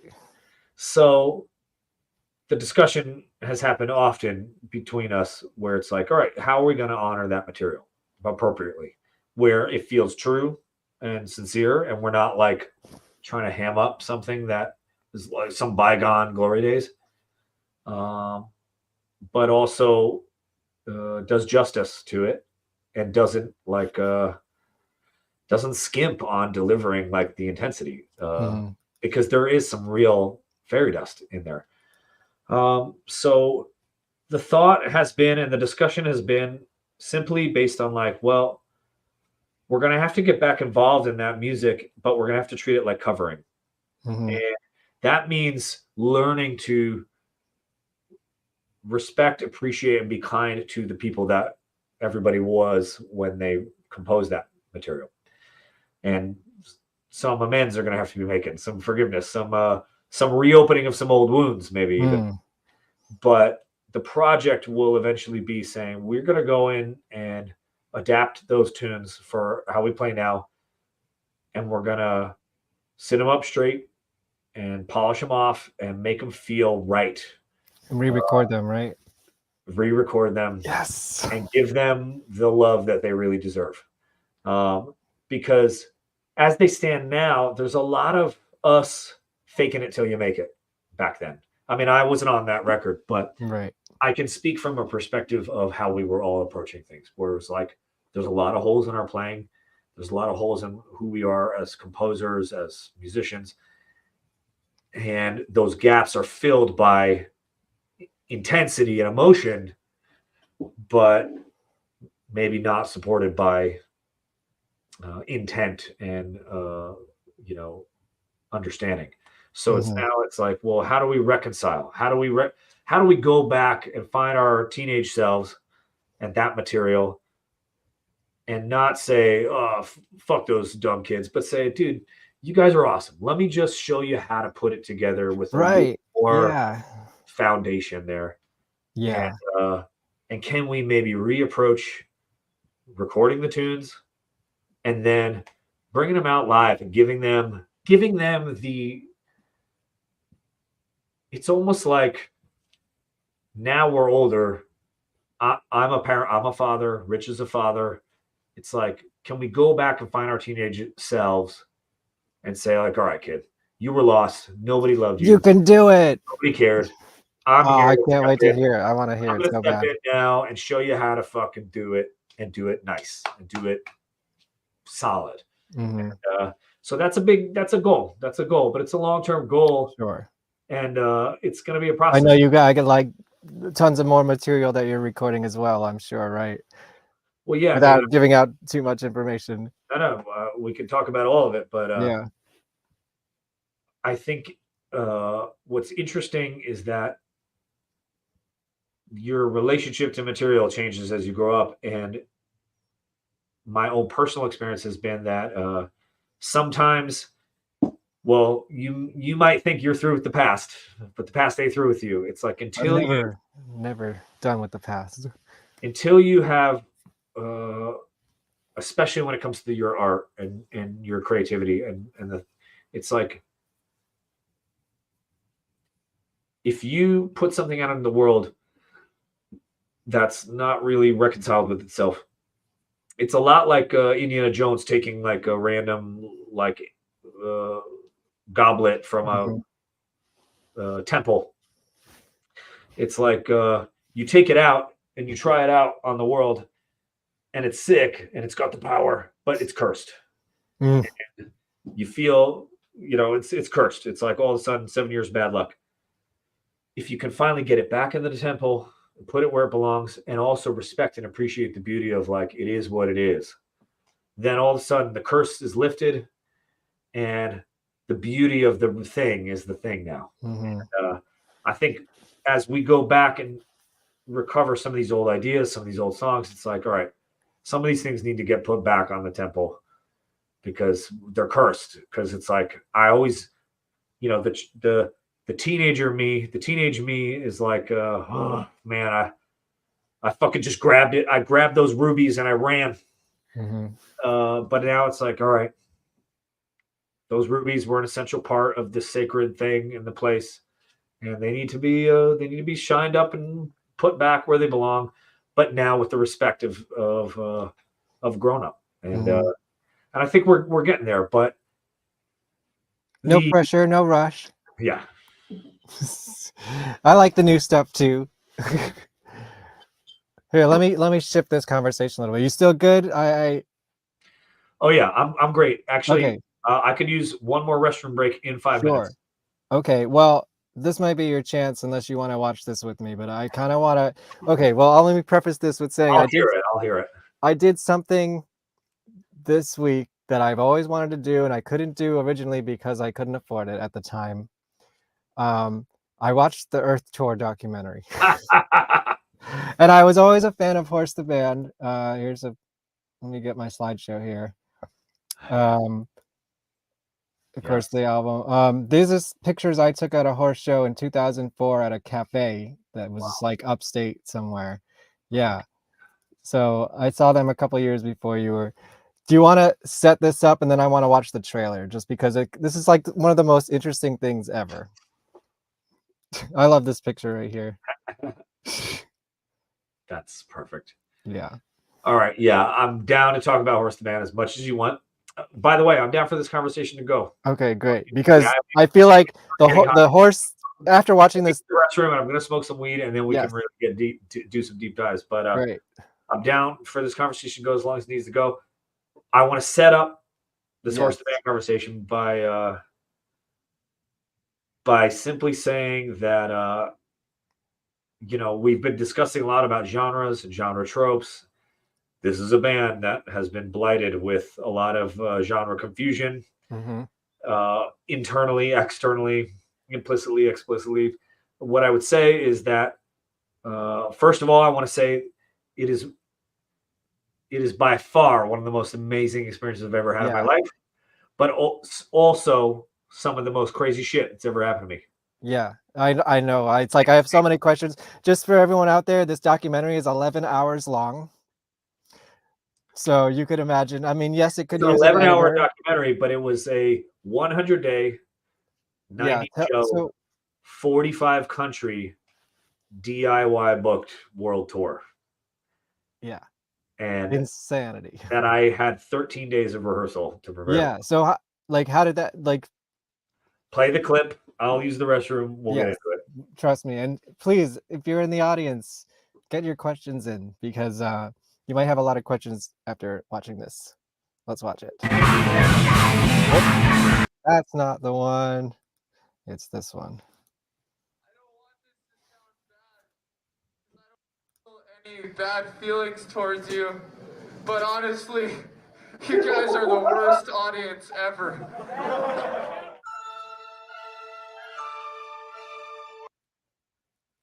Oh no. Polarizing art metal weirdos Horse the Band grow tired of life in the American underground music scene and decide to book and fund a 45 countries in 90 days round the world tour all by themselves. It is the most ambitious non-stop tour ever attempted.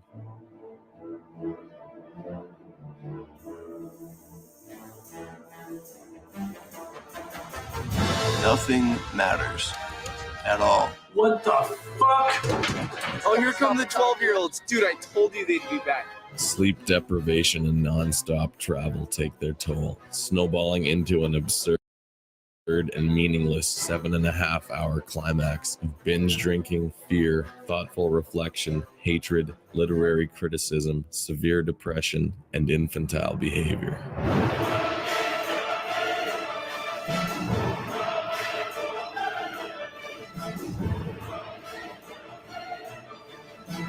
What the fuck have you accomplished in your life? Life is a fucking toilet!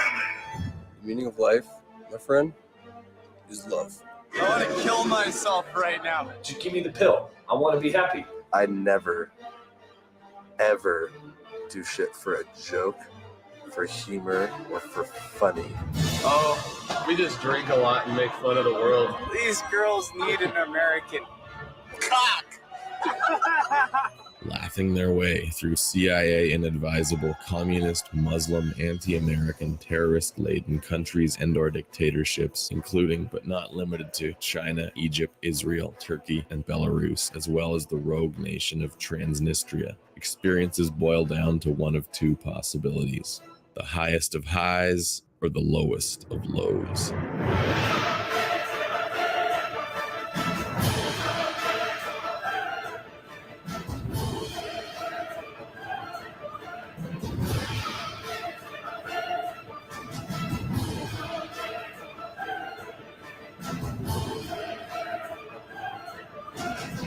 There's no point to repeating the same moment in life. You might as well be dead.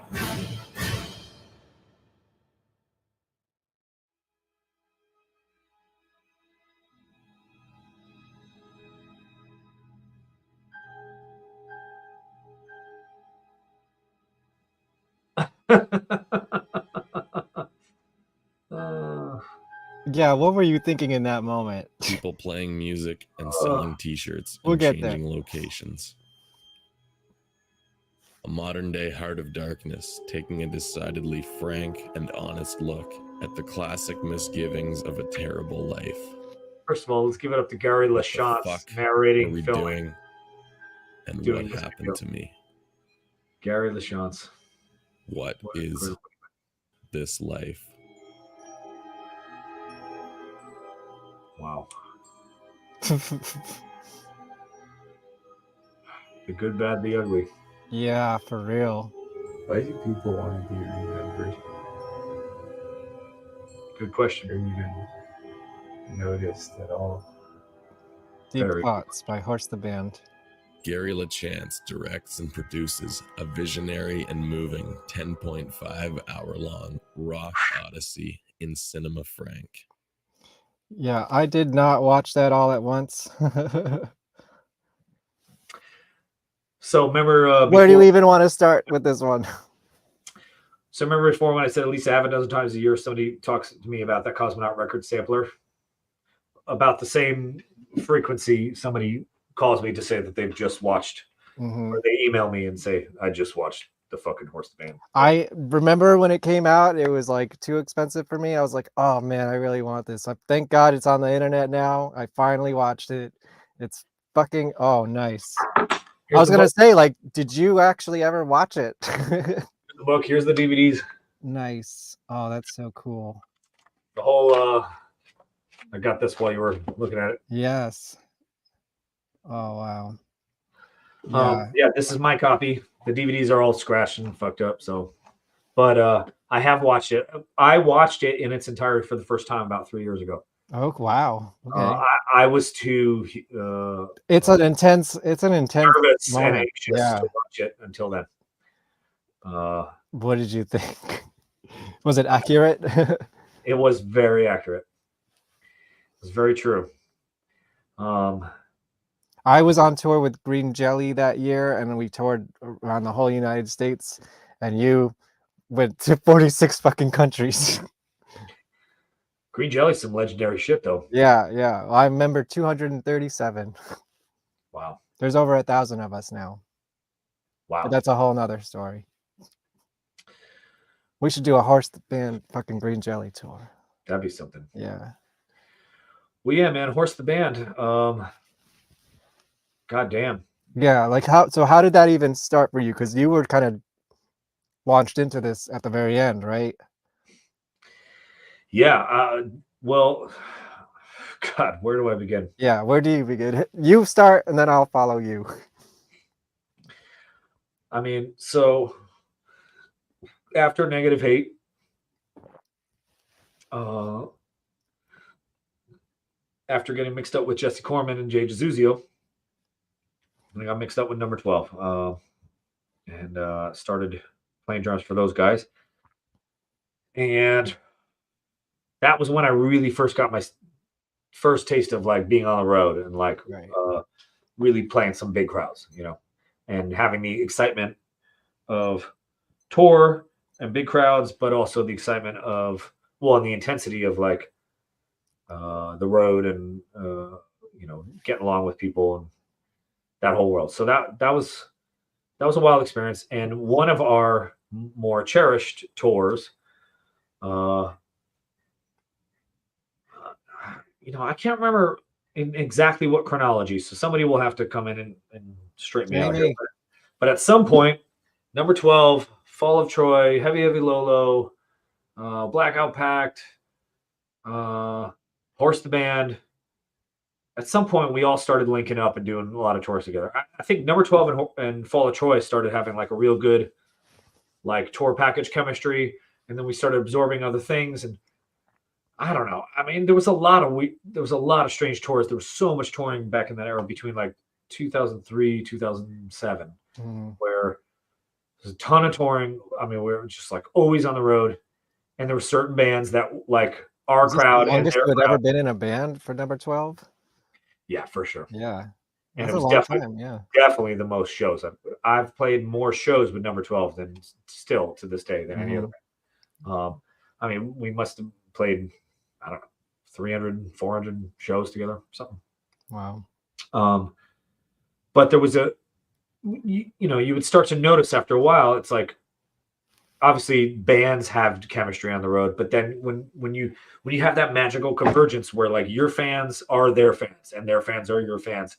And so if there's 5 bands on the package and the entire crowd is fucking hyped from the opening band to the closing band, like, and everybody's selling merch and everybody's got that hyped, whatever, you're like, damn, we should tour together more. And so, yeah, I don't know. And now, so one really wild tour was Fall of Troy, Number 12, Horse the Band, Heavy Heavy Low Low, Blackout Pact, I want to say. And within like 3 days, all of Blackout Pact had been arrested. Wow. What did they do? I don't know that band. Never heard of them. Great band. Killer songwriters. Really intense live show. They're from Denver, Colorado. Sort of like a post-punk alkali trio. But their name, Blackout Pact, was a real like philosophy, like an attitude on life for them, where they were like, we are gonna drink, snort, fuck, steal everything we can until we die. Like, we will black out every moment of like, no consciousness allowed. That's how you end up in jail, folks. They went hard. Yeah. And, unsurprisingly. Yeah. Whoops. So yeah, within like 3 days of that tour, they were all in jail. 3 days. Wow. Half the Horse the Band was in jail. What did they do? All of Troy broke up on stage. Whoa. And then all of a sudden it was like Number 12 was the only band left on the tour package. Oh no. And but then like a week after that, it was like, all right, everybody's bailed out. The show must go on.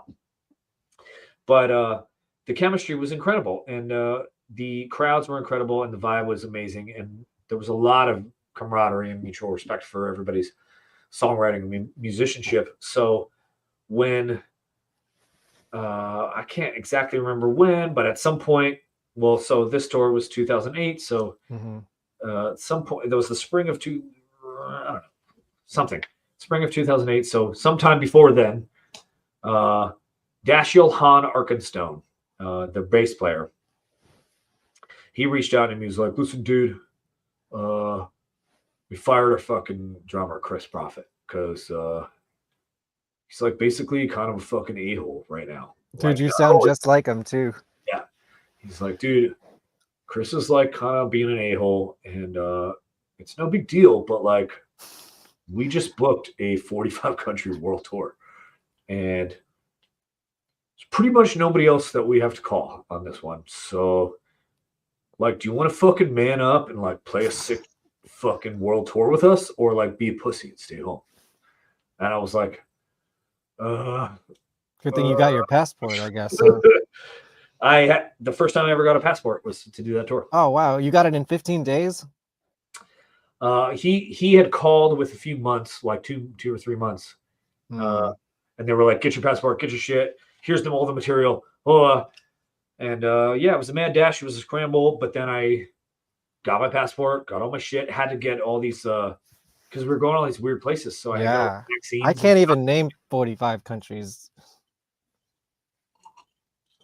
Dude, I had to get all kinds of like malaria shots and stuff. I'd never been like, I never had any like vaccines or anything as an adult. Let's see, I was 23 years old. I'm 40 now. I was 23 years old when I got that call. I turned 24 on that tour. Yeah, I got a whole bunch of shots, got a passport. The deciding factor, I was right on the cusp of taking the opportunity, and the deciding factor, I called my mom, and I was like, Mama, I don't know. I think I'm gonna pass. It seems too big for me. It's like too big. It's like too big of an opportunity for me. And it was my mother who was just like, dude, are you crazy? You're 23 years old. Yeah, this is the time to do it. You want to go around the world and play some fucking drums? Don't be an idiot. Like, just do it. Like, whatever, consequences be damned. You know that's going to be sick. And I was like, all right, fucking A. So they flew me out to LA. They paid for my plane. I stayed at Nathan's house. I showed up to the jam space. And then for like, I don't know, 7 or 8 days, it was this intense, grueling rehearsal where I was just trying to get it tight. And by the time, after a whole week of like, 7 or 8 hours a day, I felt like maybe 80% good on the material. And then it was like, all right, time to go. Let's do it. Yeah. Sink or swim. And man, I'd never been thrown in the fire like that, and I never felt more alive and in it to win it. It seems like every possible feeling and emotion and experience was experienced on that tour. I'm a little bit jealous. Well, I mean, it looked like really intense, and you said something really insightful in it. In a way, I think you were like really wasted, but it was still very smart. You're like, give me fucking 3 days to recover and I can do this for another 3 months. Like, it just seemed like the schedule was a little too grueling to like kind of experience all the fun of it. Yeah, man. I know exactly the moment you're talking about. And yeah, I mean, to be frank, the schedule was grueling, but also like what an experience. Well, and also the intensity of the art being created in that experience was directly linked with the exhaustion, with the alcoholism, with the mania of it. It was like that band was having a manic episode on that tour, and and it was like you have to just for me. I mean, I tried to fight it in the beginning. I tried to I'm going to maintain some sort of like slightly detached objective. I'm sort of a hired gun in this situation. Right.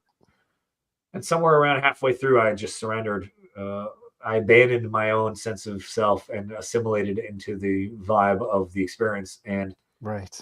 I don't know, something incredible happened where I was simultaneously having experiences in which I was, being a shithead, being a whatever, but also like recovering and having some of the greatest musical performances of my career, period. Like risks were being taken at a level of desperation and also a level of like, we're just so far out here, so far away from home. There's just nothing to hold on to anymore. We have wandered so far off the reservation at this point. I'm going to play this in the background. Okay, so let me describe what you're looking at. So this is Belgium. The festival is called Grows Rock. I don't know what that means. Huge crowd. 3,000 people maybe. Long day, a lot of bands. Cutsman has one of the best fucking breakdowns of all time. We're like in the halfway point of the tour. Everybody's sort of like kind of feeling tight and right, and I was feeling very, very solid on this little drum solo thing. And this camera guy's over there, and I could tell he wanted to pull away and like get back to whatever. I'm like, dude, no, watch this. So I'm gonna do something. Where did you learn this trick, man? I had this Ginger Baker VHS where he put splash cymbals on his drums.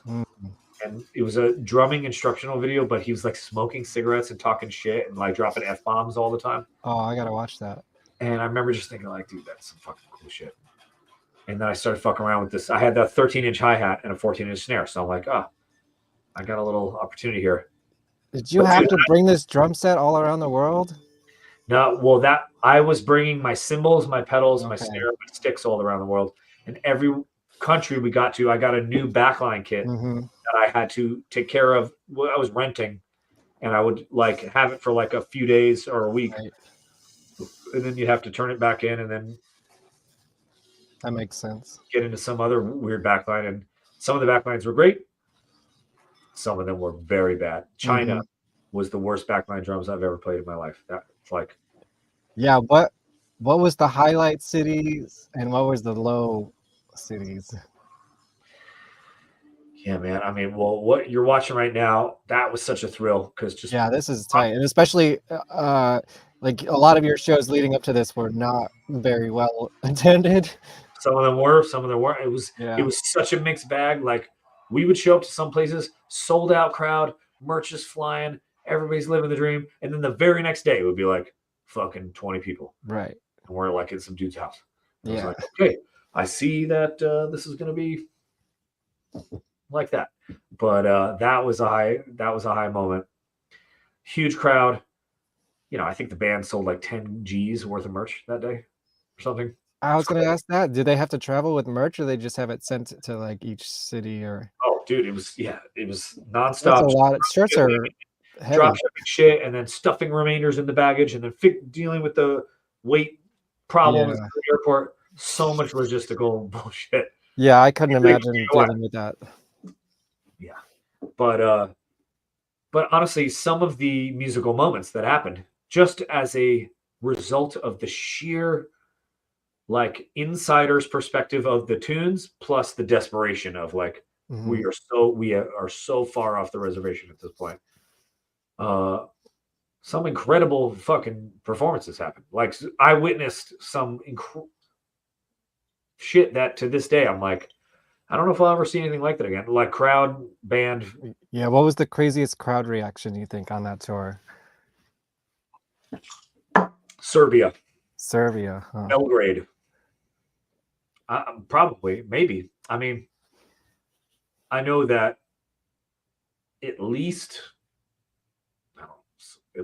one or two people like smashed a beer bottle over their own head. Oh my god. At us, like was like, "Horse the man, I love you." Oh. Like that Belgrade, Serbia was probably like the most violent thing I've ever seen. But yet it was like it was that I don't know, it was that crazy sort of like I don't know, it was just very unhinged.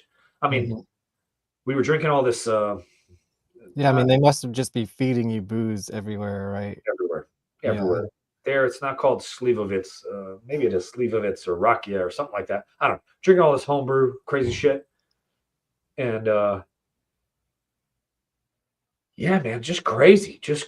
I would recommend it for anyone, even if you're not into heavy music. This is like this documentary. It's a fucking trip, and again, like probably the first and last band to ever do something like that, especially now. Like what I was thinking about, this was 2008. It came out in 2010, and I don't think you could do that anymore. I kept thinking, like, dude, a lot of these countries are like at war with each other right now, and like having played in Ukraine and Russia and all these places, does that give you a different perspective on like what's happening today, like a more personal touch? Because it's so far removed from me, but you were there. Well, I mean, first of all, as hip as we might have thought we were to like geopolitical current affairs, we were deeply naive to a lot of stuff. And what I Might have will been to say, your advantage. oh yes, what I will say is that is an advantage. Like showing up with the sincere intent of just like, hey man, we're just passing through. We're here to rock. We're just play some fucking heavy metal. Like I don't know what y'all is doing about genocide and racism and fucking all your problems, but like I don't know. If there's anybody that's into heavy metal, like we're here to rock. And there's something about that I'm like, you can still pull that off now. There's a when you have a willful playing in Kiev. Dude, yeah, we did it all. Everywhere, Israel, you know, everywhere that's currently at war right now, we played. And there was plenty of tension and problems then. And we were just, you know, for me anyway, you know, I was 23. I mean, I was just sort of on the ground, just being like, all right, well, then what is the problem? Like, what's the deal? And everybody would lend their perspective. And what is amazing is every perspective and every point of view takes on a new flavor and whatever. But, you know, deep down, when you get to this core of where people are at, you know, when you have had a few drinks and you get them off the record, it's like deep down, everybody wants the same thing. Everybody just like wants to do their shit and get fucked up and dance and fuck and hang out and listen to heavy shit. Like, and they're like, I don't want to deal with the fucking overlords bullshit. Like, that's not for us. We're just regular people. We just want to do our shit. That's the story everywhere on every side of every political spectrum. Deep down, everybody's just like, I just want to be left the fuck alone so we could just like can fucking rock. Totally. Yeah, that's what it looked like. I mean, like Nathan kept saying, it's like I'm in different places and different cultures, but really it's just people fucking being people and eating food and getting fucked up. And yeah. There's like I don't know, man. There's an attitude of exceptionalism that sort of poisons the growing up in America, where it's like you have no value unless you contribute something exceptional, like, unless you do something novel and wildly, uniquely important. Otherwise, you know, you're just another nobody. And I don't know if that's like an American capitalist thing or a Western world thing. I don't know. I'm not a fucking political theologian, but what I will say is that you get people into an extreme situation centered around art and creativity and expression, and all of a sudden it's like there's no difference in where anybody's coming from. Everybody wants to just go there, you know, to just like everybody wants psychological, emotional, and spiritual freedom. And like art is the artistic works are the vehicle by which people are like, that's the good shit. That's how you mainline it. And no matter where you go. And the political debates show up because people are like, well, I could just do my shit if so-and-so wasn't such a fucking drag. Yeah. Did you as a band have any like problems like that or? Well, so one of the most intense places we played was Serbia, Belgrade. But what was really interesting for me is my whole experience of being in the city was horrible because every time I spoke English, it was like, fuck you, American. Wow. And I almost got my ass kicked 100 times. And every dude and chick in Serbia is 6 feet tall and like, and they're like, American? Fuck your ass up. And I was like, I'm out of here. Yeah. But the show was the most ripping, brutal, crazy shit ever. So like, it's interesting to notice how like people's political, ideological feelings are like one thing, but then when you catch them off the record, it's like everybody just wants to cut loose. Everybody deep down just wants to cut loose and get back to headbanging. Yeah. Do you still keep in touch with anyone from that tour, whether in the band or just friends that you made in other countries? Yeah, a little bit. Me and David Eisen ping each other every once in a while online. Me and Eric, David's the guitar player. Me and Eric still keep in touch every couple of years or so. Nice. I have a dream that eventually I'm gonna recruit those guys, Dash, David, Eric, and Nathan. I want to wrangle them into doing a new record where I'm. Yeah, they put out a couple new songs somewhat recently, right? I really I really wish that I had the chance to compose and record music. Me too. I was really hoping you'd be on their next record. And I mean, you are, but like, not really. Not really. I mean, I don't know what you did exactly, but you're credited on one song. I would love to be down in the trenches in the sandbox, like duking it out. I know it would be a very difficult and painful experience, but honestly, Nathan, Dash, Eric, David, like I love them so much as human beings that I would be willing to like shave years off my life to get that record done because I think it would be fantastic. They're just extremely brilliant, vulnerable, intense, human beings. I mean, I found them in the MySpace MP3.com era, like just downloading random, like, dude, this is so fucking crazy. Listen to this. It's about Mega Man. It's like, you know, just like so simple but unique, their stuff. Well, to go back to our original thread of using humor, Right. and Yeah, this is like the pinnacle of it, right? yeah, it's. Do you know what Dadaism is? Yeah, Dada. I mean a little bit. Yeah, like It's like I mean, Dadaism was like a whole movement back in the day, but it's like absurdism as a vehicle to express some pretty heavy emotions, but like using it in a absurdist sort of whimsical way to dodge the pain that comes from that level of exposure.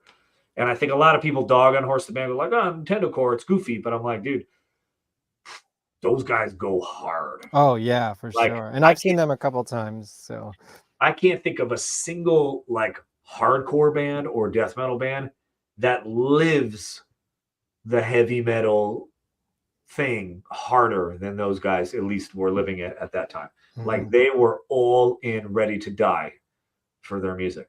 But the wit and the humor was a blanket of defense of like, I don't want to be judged by the norms, by the normies. Like I want to hide this in a bubble of irony and bullshit, so that way people that remind us of our parents and our bullies and our whoever will just fuck off. But within their thing, I mean, those dudes were those. You guys gotta watch the documentary. It's fucking nuts. Yeah, and for anybody that does watch the documentary, just you know, I watched most of it at like a higher speed though, so I didn't actually spend 11 hours on it. I am who I am. Please, you know. Yeah. How do you feel about your segments? So were you embarrassed by any of it, or do you defend yourself? Absolutely. Yeah. Well, I have plenty of cringe moments looking back. It's tough, you know. I mean, it's tough to look back and see myself, my attitude, my diatribes and shit. But honestly, I mean, I didn't think it was that bad. I think compared to the other members of the band, I think you got off pretty easy. When I think about, there's a few key moments in that documentary that hit me hard, which is number one, what I laugh about now is like, there's a interview in somewhere in Turkey where I basically am in this, you know, Eric and I had this ongoing conversation about like, I mean, him and Nathan, you know, everybody's avid readers in that band, a lot of philosophical existential literature. And the big ongoing debate through that tour is like, is there any meaning in anything that we can ever hope to participate in? Are we merely just here to participate and to go off the show, or is there anything of substantive value that we can hope to contribute or extrapolate from this whole buffet of human? And what's your hindsight on that now? Now that there's been 13 years separation. No. Well, so at the time, about 15 years, right? At the time, my 23-year-old self was pushing back against Eric's attitude of nothing matters. There's no meaning. There's no point.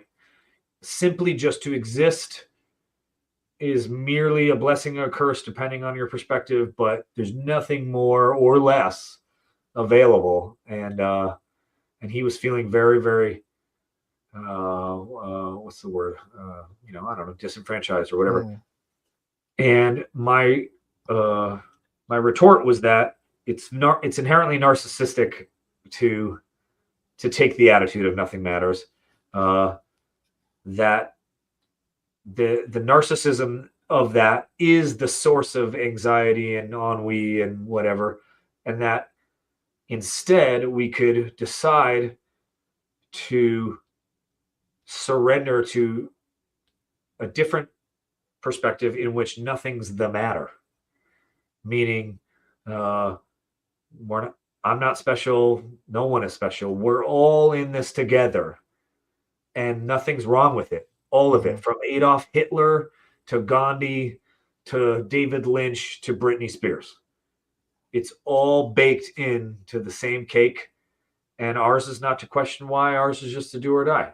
We're simply here to just find something interesting to get involved with for fun. And there's no broader meaning or purpose beyond that. It's just because it's fun. Wow. Or not, or whatever. Yeah. And this is this sort of ongoing dialogue back and forth throughout that tour. And as we are traveling around the world and we're experiencing this sort of B level, like mediocre fame, and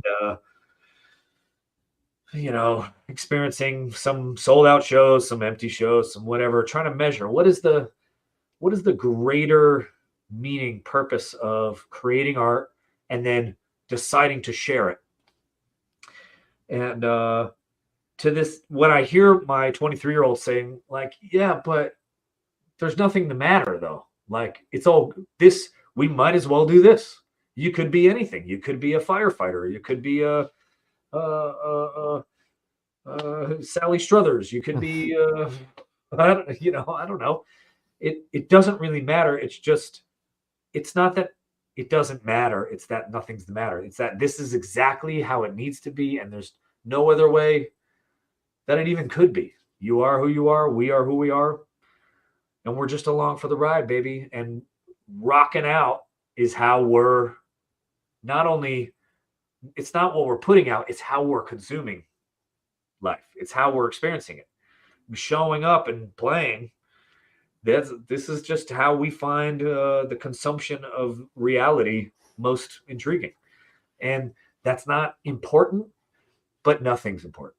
But it's not that there's no meaning there. It's just that it's of the same value as all other meaning. It's this, a sold out concert of 3,000 people with a ripping drum solo is just as good as one single bite of good fucking pizza. Pizza. Anything that's just fun and interesting, that's life, baby. We're in it. Which country had the best food? Best food. Or did you eat any food? China, It was Israel, all vodka. Turkey, Russia. China, Israel, Turkey, Russia. Definitely the best food.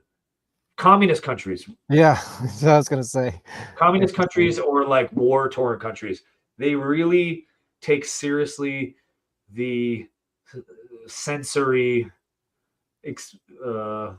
thrill of just beautiful eating, well-prepared food. France, I don't know. The most highly developed, the most economically productive, capitalistic, developed, technologically progressive, Japan, Germany, America has the most boring food. It's like the food is it's just all McDonald's. Like there's a well, or it's just fuel. It's like it has been it's the very whole processed. thing of eating has become just like protein, calcium. It's like it's become ingredients. It's become science. It's like there's no pleasure in eating in the Western world. In America, it's all I hear about every day is like some sort of restrictive diet thing that is like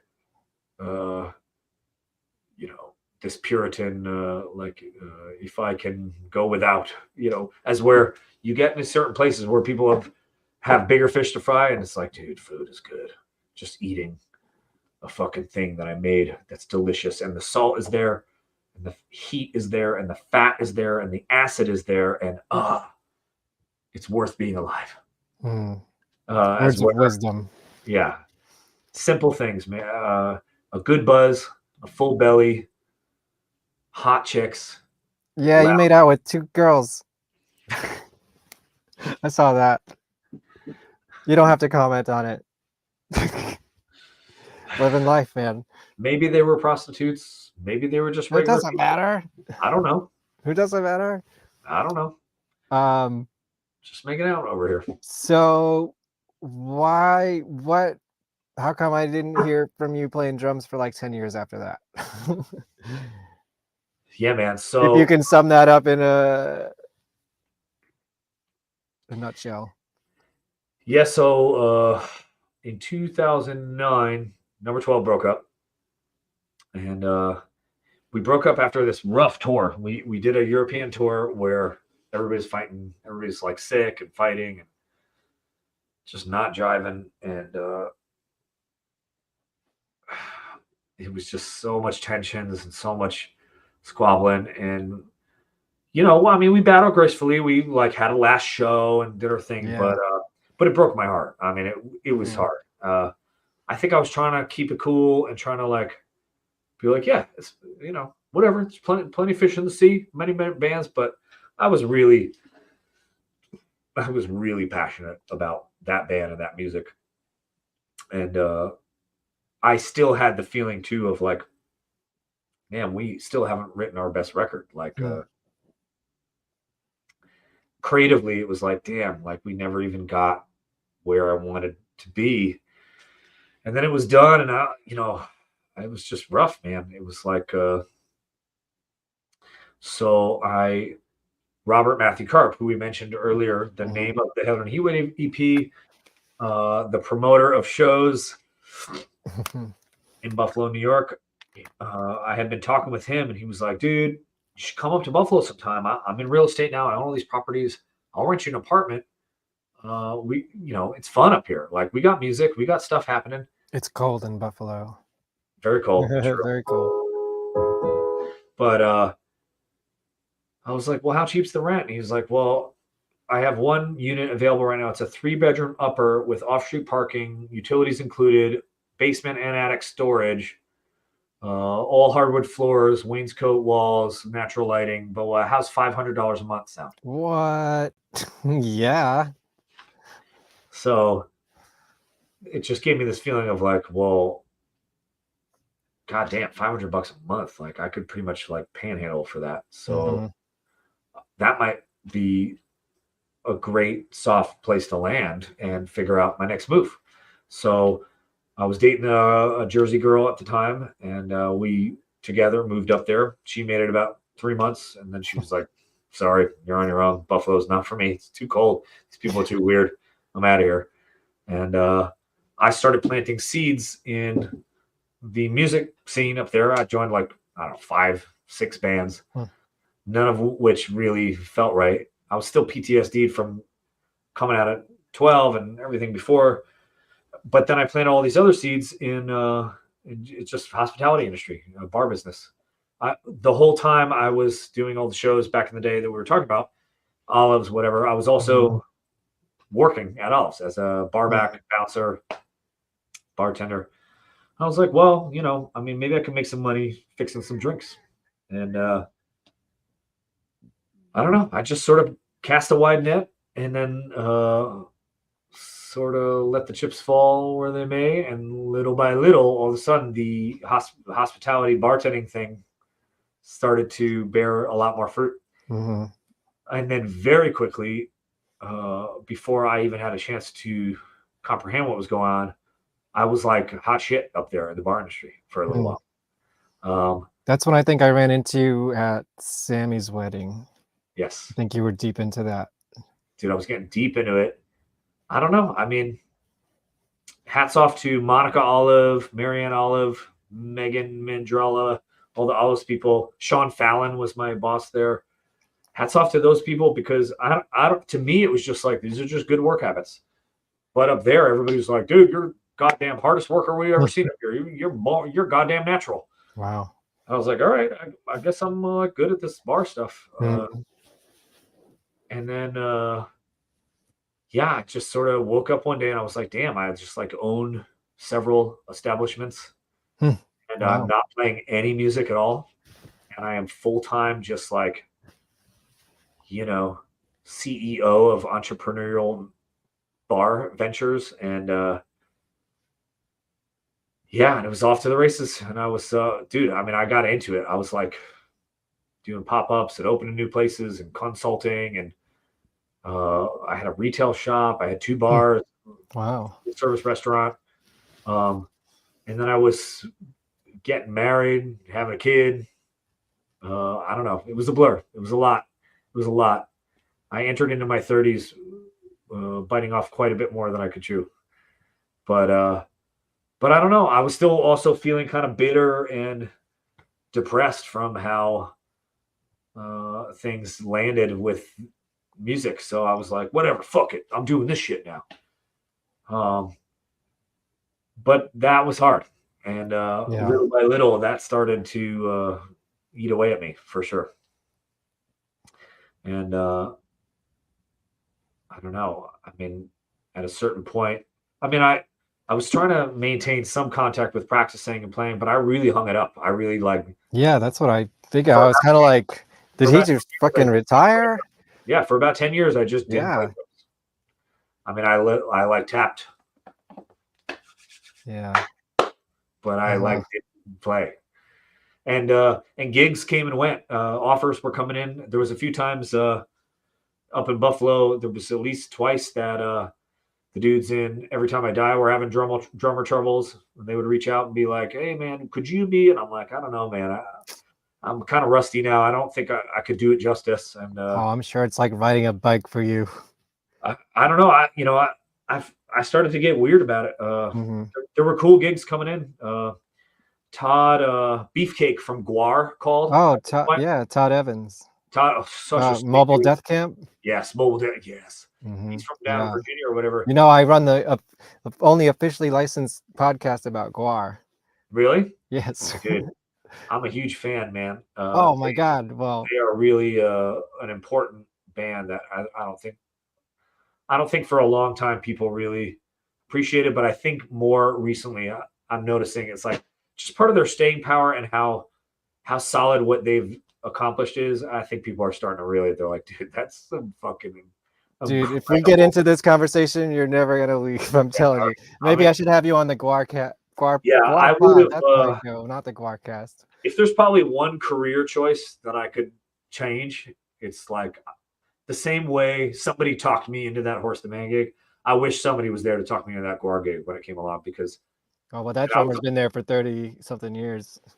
I was all wrapped up in other shit, but if I could have had a way to get in on that and participate with what those guys were crafting in terms of live performance and the legacy, it's just unbelievable. And you saw the documentary? No, I haven't seen you gotta watch the documentary. I'm into it. Yeah, but it's on Shudder. I have a lot of respect for what they're doing.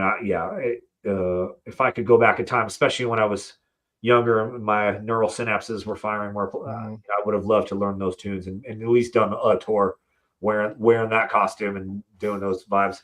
Well, they're looking for a guitar player now. If you want to get your guitar chops up, the guitar player just left. That's amazing. Yeah, but their drummer Brad Roberts, he's been there since 1990. Yeah, man. Something like that. 1990. Guy's a machine. I would have loved to just like be an understudy, be a drum tech, whatever, assimilate into the vibe. I mean, they're incredible, man. But we'll table the Guar conversation, because that we could go on forever. Gigs and opportunities came along, but I was like, all right, I'm done. This is not for me anymore. I had my time in the sun and I got to experience a taste of it, but I guess I should just, do this other thing. And it wasn't until I packed all that up and it was right around when COVID was landing, when I was sort of down and out. Those businesses were sort of crumbling around me and shit was chaotic. That me and Sprinkle started chatting again. Right. Our friendship had also gone on the wayside. We hadn't spoken in years. Well, didn't he kind of disappear for a while? Yeah, he had disappeared off the radar, and we'd all lost touch. I mean, everybody had just sort of given up on stuff. But yeah, man, I mean, we started getting back in touch and talking about shit and starting to sort of like make some amends and rehash things. And it was like, it just kept coming up. It's like, well, dude, I mean, my biggest regret is just like, we never wrote the records we had inside of us. Like we had so many big ideas and so many big plans for music and things that we wanted to say. And it's just like, damn, I can't believe it just never happened. And it was like, well, I mean, maybe we could just like get the old band back together just for the sake of making sure those ideas Art come for out. art's sake. Whoa. Yes. And so I don't know. I mean, that's when we started to sort of passing some riffs back around. And it was like, well, dude, I don't give a fuck if this ever sees the light of day. It's just like, I have so many ideas that and for me too, it's just like, dude, Jay, I love you, man. Like, I wish, when we started going over the Westchester and you broke off with Rich to do Sawtooth and I broke off with Chris to do Heatherton Heatwave, I'm like, man, there were so many unfulfilled riffs that we were in an open dialogue about at that time that never happened. Oh, are those some of these riffs that old or? Absolutely. Oh, wow. Some of these ideas are so old. It's crazy.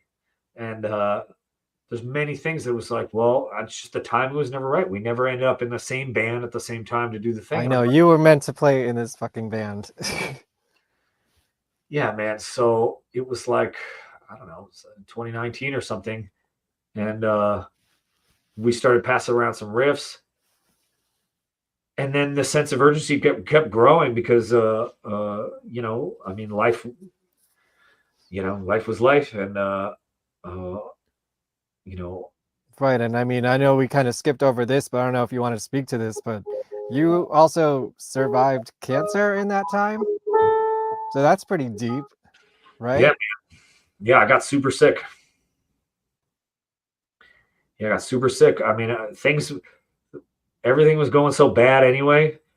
It's like I turned my back on music and drumming for so long, and that unfulfilled part of me was just rotting inside me. And yeah, man.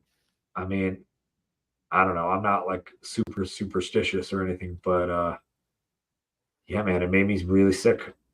And all of a sudden, it's just like, oh shit. Like, I was like in the hospital and they were like, all right, man, like you got cancer and we don't fully know, what it is. And they, it's just, I couldn't even imagine that conversation. It was rough, dude. Yeah. They discovered I had a tumor as big as my fist right next to my heart, like just a black mass of evil growing right next to my heart. That was bigger than my heart. It was like a 13.5 centimeter giant thing growing on my, I don't even know what you call it, but it's heavy. Yeah, man, it was crazy. And I don't know.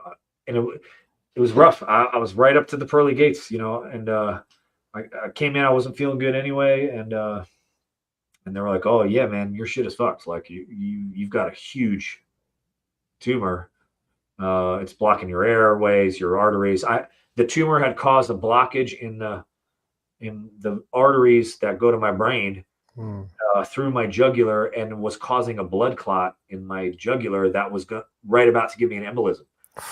And I was like days away from dropping dead of a jugular clot thing.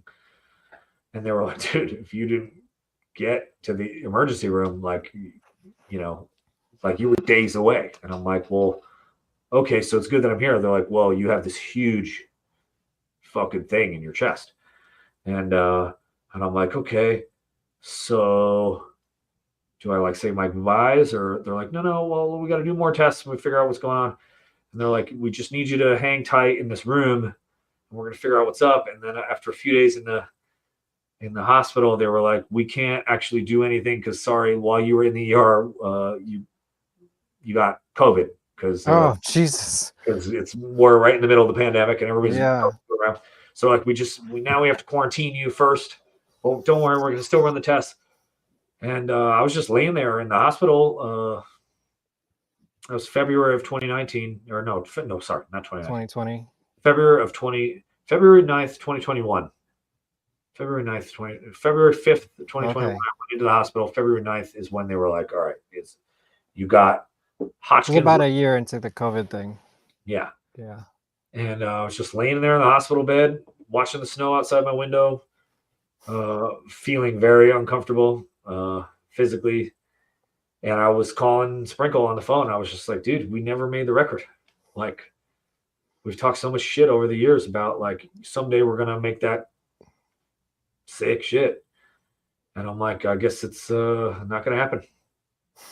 So I was literally saying my goodbyes to him.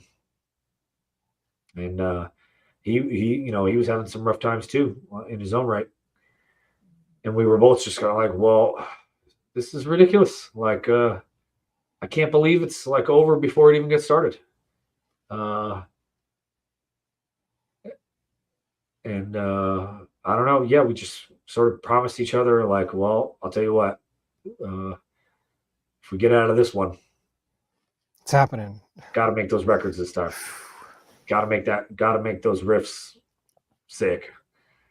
And I don't know. I mean, it's a long and winding road getting out of that hot water. That's so for sure. you're cancer free now, or? Yeah, I'm over 2 years since my last chemo, and I'm a year out from the last time that the Dana-Farber people in Boston were like, "Yeah, you're good. You're just a regular old 40-year-old dude now, or whatever."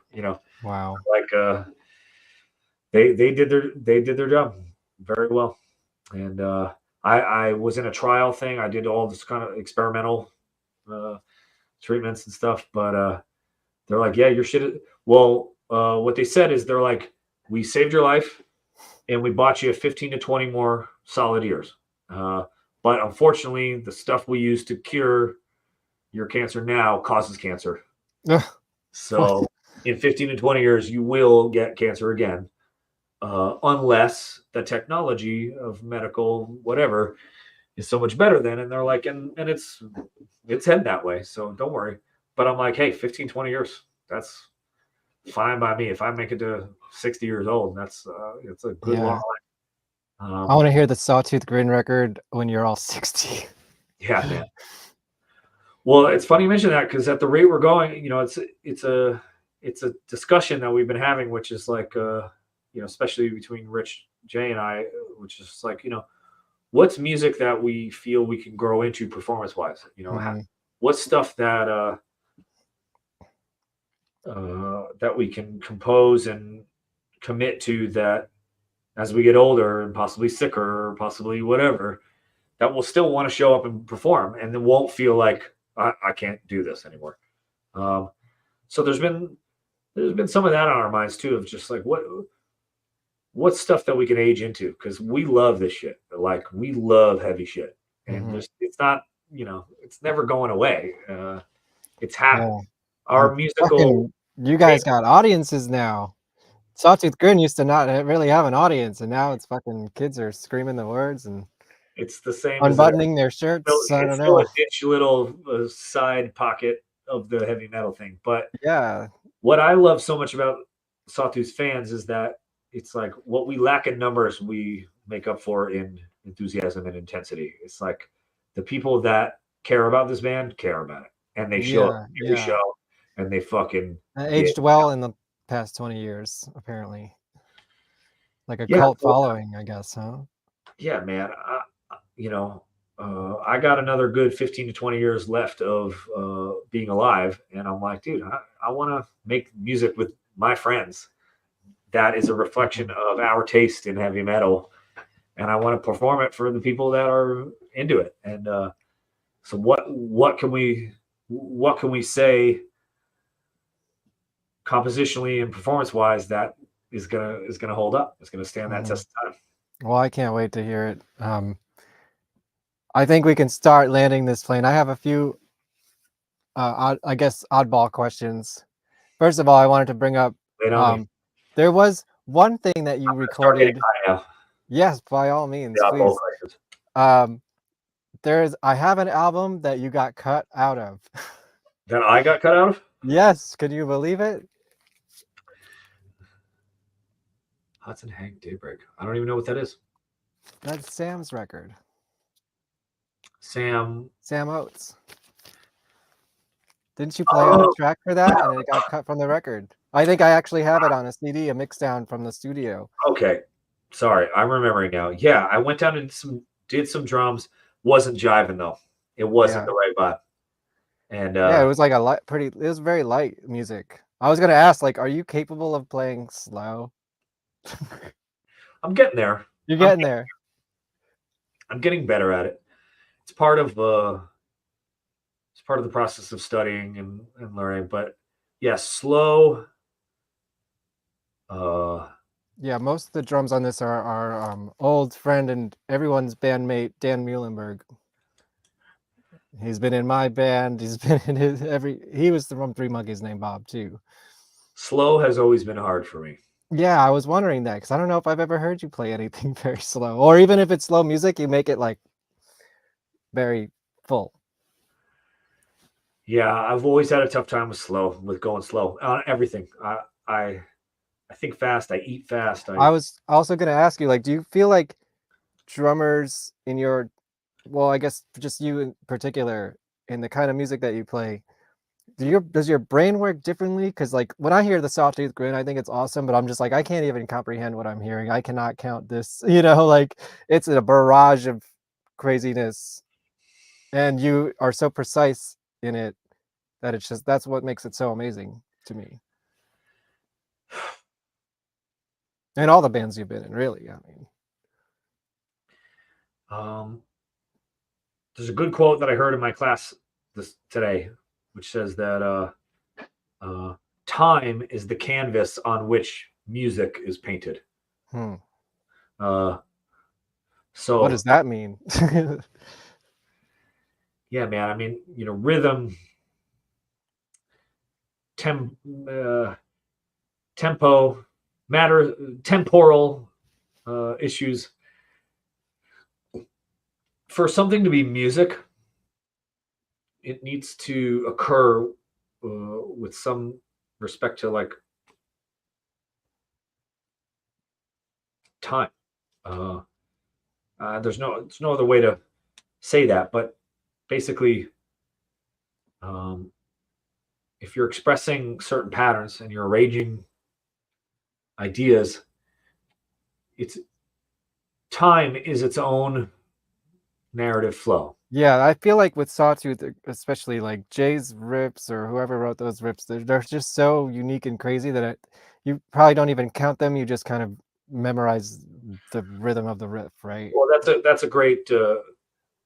What you just said helps organize my thought because Jay, for instance, who really is our principal songwriter, all the songs come from him idea-wise. It's like they get formed through committee, but the seeds planted are all from his womb, and I'm sure he doesn't say like, I'm going to write this in this crazy time signature. It probably just naturally comes out of him, right? Well, amazing that you say that because sprinkle temporal matters are his last concern.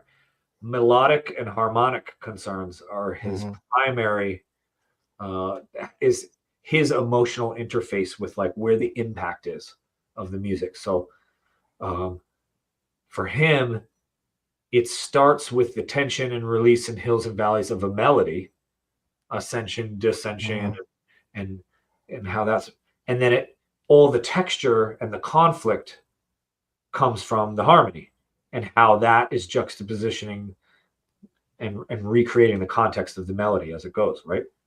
And so his sense of time is relative to the like emotional valence of the melody and harmony. So his natural state of playing is not gridded at all. It's more like a classical musician plays where and he does a lot of that classical stuff now.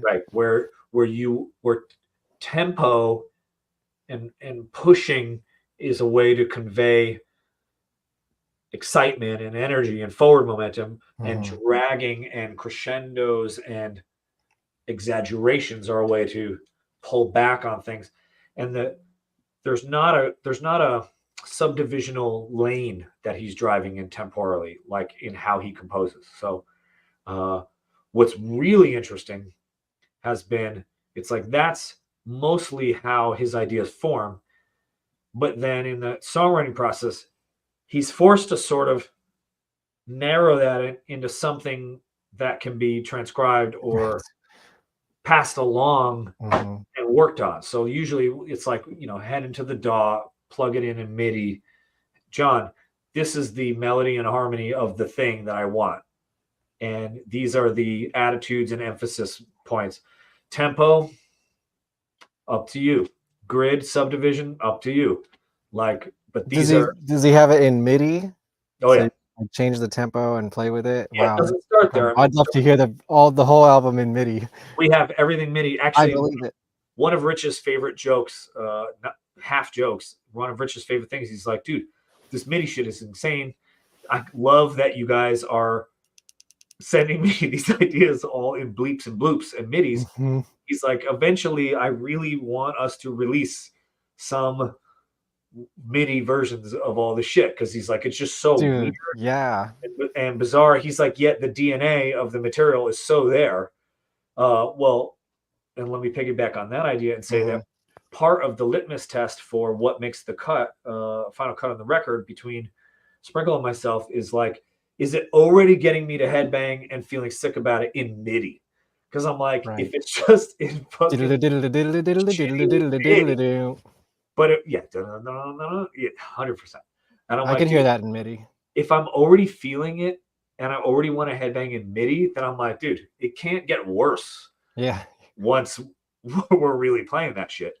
So if an idea is really, really jiving in MIDI, it's like, you got that golden shit. So I've actually loved working in MIDI, but what I can't help but recognize is that it's like Jay interrelates with like the feel of things in their melodic and harmonic content, as where I relate to the feel of things in their temporal content.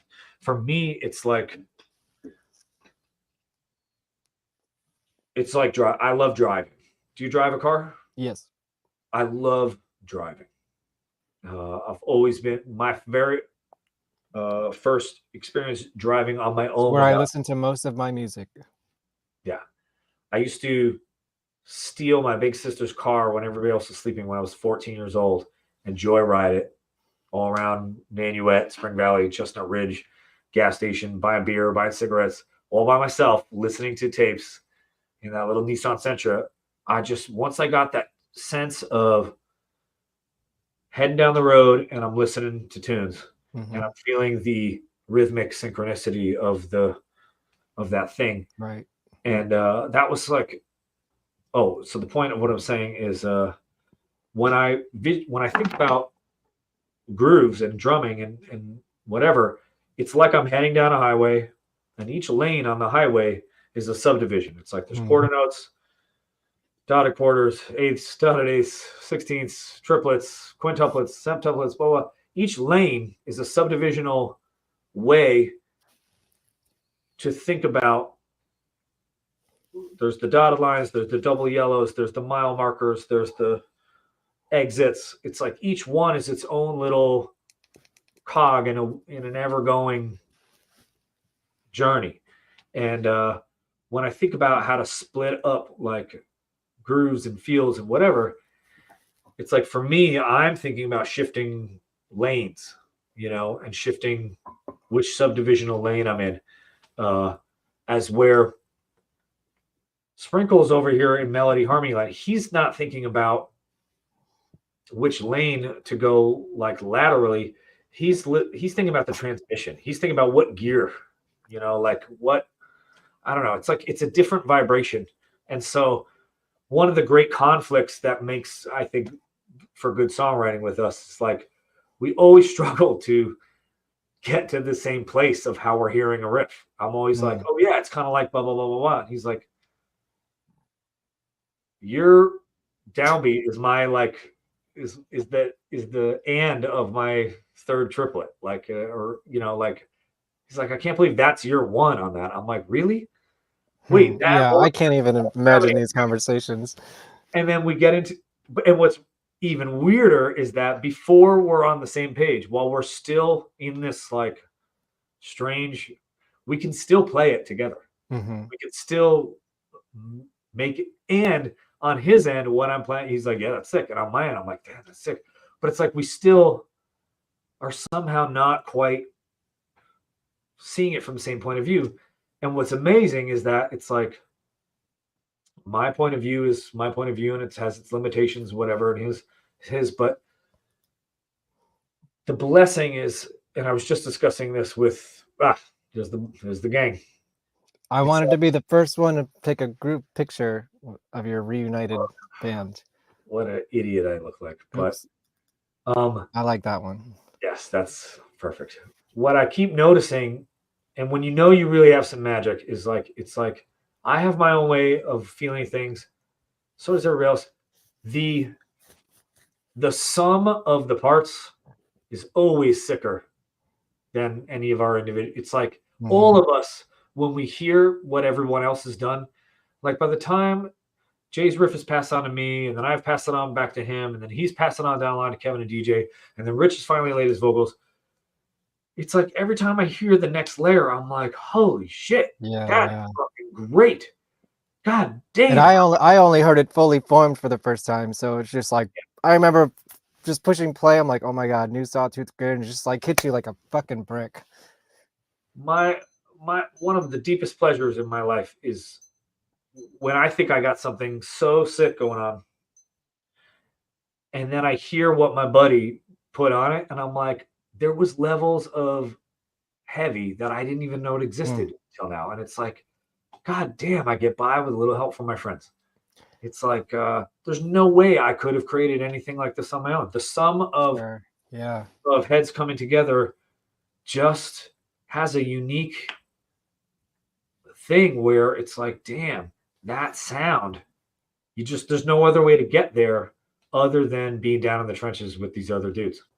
How cool is it that, or how do you respond to your high school self knowing that you're now in a band with a guy from Dillinger Escape Plan?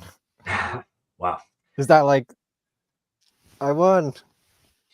Yeah, it's amazing. Well, it's not I won anything. It's just, it's an amazing feeling of and from what I understand, he wanted to join the band because he was recording the album, right?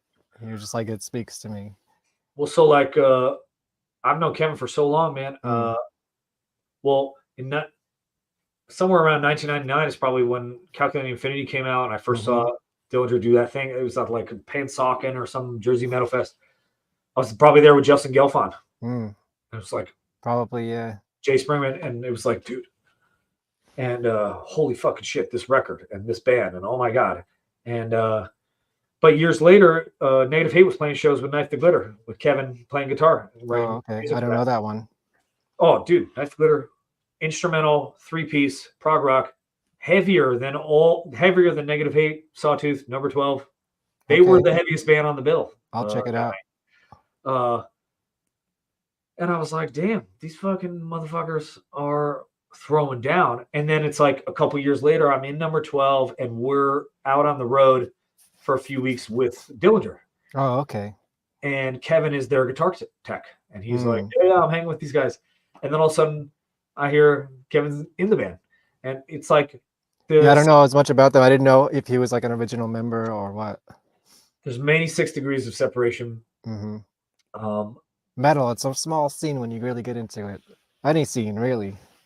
Well, and any scene is going to have basically, there's going to be stuff where you're like, within that genre, regardless of time or whatever, and regardless of the genre even, certain bands, certain records, certain moments, these are like, wow, that transcends the genre, the time, the culture, the scene. That's great. That's great art. And Calculating Infinity is one of those things. Several other records from that era. Jane Doe. Yeah. I mean, 1999, it's like you got, this is this concentrated era of like, I want to say like Matrix and like Pulp Fiction is around that era, and like Candiria 300% Density is around that era. The amount of sick shit What was the point I was making? But I'm not sure. I said, how cool is it to be in a band with a member of Dillinger Escape Plan? Yes. So, I mean, the fact is, Dillinger Escape Plan is in my top 5 all greatest bands of all time. But What else is in there? But my caveat for that sentence is like, how lucky was Dillinger to have Kevin Andresian from Knife to Glitter as their fucking new guitar player? Like, there's a lot of brilliant, wonderful, creative people that were moving between a lot of things, and yeah, I mean that door flows both ways. But also, the question you just asked, which was, how cool is it to be? Not that one. The one right after. Oh, sorry. I don't remember. Well, so now we're at this place where, yeah, let me try to tie this together because we got to wrap up. We're at the 3 hour. Yeah, I know. Yeah. I mean, no, we both have to. I got it. Yeah. Let's land this plane. Let's land this plane. I'm pretty high now. Yeah. All right, listen to me. I'm going to tie. My goal for this next 10 minutes is to loop this back around to what's going on now. To bring. I think you could do it in 5. Do it in grindcore speed. Let's do it in grindcore speed. Perfect. Yeah. All right. So you've got my sob story about getting sick and whatever, but you have all the wacky Rockland County and beyond horse band backstory. So now we've landed back in here at Sawtooth Grin. Me, Jay, Rich, Kevin, DJ. And also shout out to our manager, Spooky Suede. Spooky Suede Solutions. Fucking running shit. I like that guy. So now we have this current lineup. And good. So like I told you, we started composing good during whatever. And we put this record out. Period. Good. That was Rich's title. And he was like, I'm feeling it. It's good. It's 50% of reality. The other 50% is bad. So I feel like this way we've just covered half of all that exists. And then we could think about how to move on from there. And yeah, man. So there was, with that record, it was all the cool shit that they wanted to do with Sawtooth or any of their other bands. It's like all the sick heavy metal ideas that had been baking over the previous decade or two. Mm-hmm. That it's like now we're here. It's 2023. We have the tools. We have a good engineer. We have good gear. We're better players. Let's take this puppy out. Let's take this puppy out and take. Shout out to Backroom Studios, where I actually did a recording there once. Amazing. Yeah, I'm on the wall there somewhere. Yeah, so it was like, all right, it's been a while. This group is just getting back in the swing of things, and we all want to sort of like take her out for a test spin and see what this puppy can do. And it felt great, and we wrote some killer tunes for that record. And the production is ridiculous, and the art is amazing. Shintaro Kagro doing the artwork, Rich doing the layout, finals, Wax Festival. Oh my God. But then we had some housekeeping to be done, because back in 2009, when Number 12 was breaking up, and I was moving to Buffalo and blah, blah, blah, we started writing this Jabberwocky EP. Oh, right. You were involved with that. And that's when I finally got in Sawtooth. And I was I didn't know who played drums on that. Yeah. I forgot to mention this. Montrose Jackal and all that shit. Yes, Montrose Jackal, the Jesus Hive, Dead Ringers. And I always wondered about that stuff. Sorry, before I gave up on my dream. That was like 2010, right? Or 2010. So? Before I fucking hung up the hat and stopped playing drums for 10 years. I was trying to get that record going with those guys.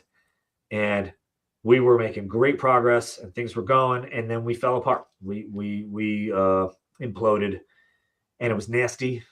And that's part of why Jay and I weren't talking. It's like the friendships got busted up, things got rough. It was the dark times. And so on the heels of good going so goodly, that's the sequel. That's the remix record. It was like, wow, we all needed that. It was like getting back together with your ex and you're like, let's just have one great fucking epic night of fucking. But then it's like, all right, you wake up the next day and you're like, all right, we do need to talk about that fight, Mhm. why we became exes in the first place. Like, we're going to have to address that elephant in the room. And this Jabberwocky material, you know, it contains all of that shit. And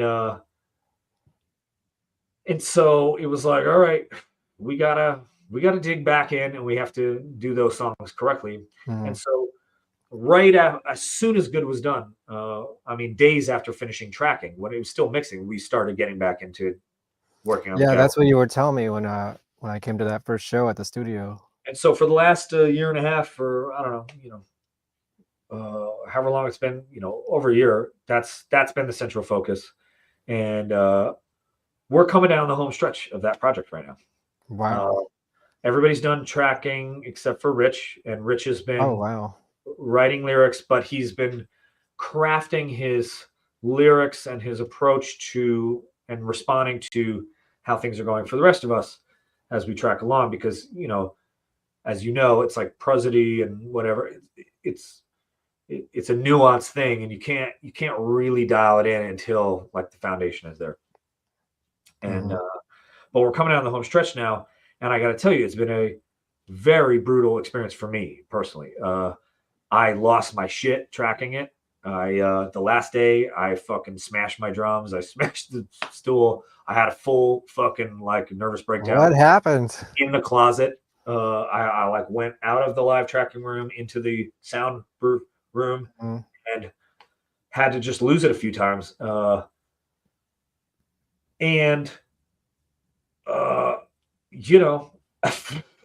don't know what to tell you. I mean, I think all of the crap of the last 13 years since we started writing that material, all that emotional shit started coming up for me with it.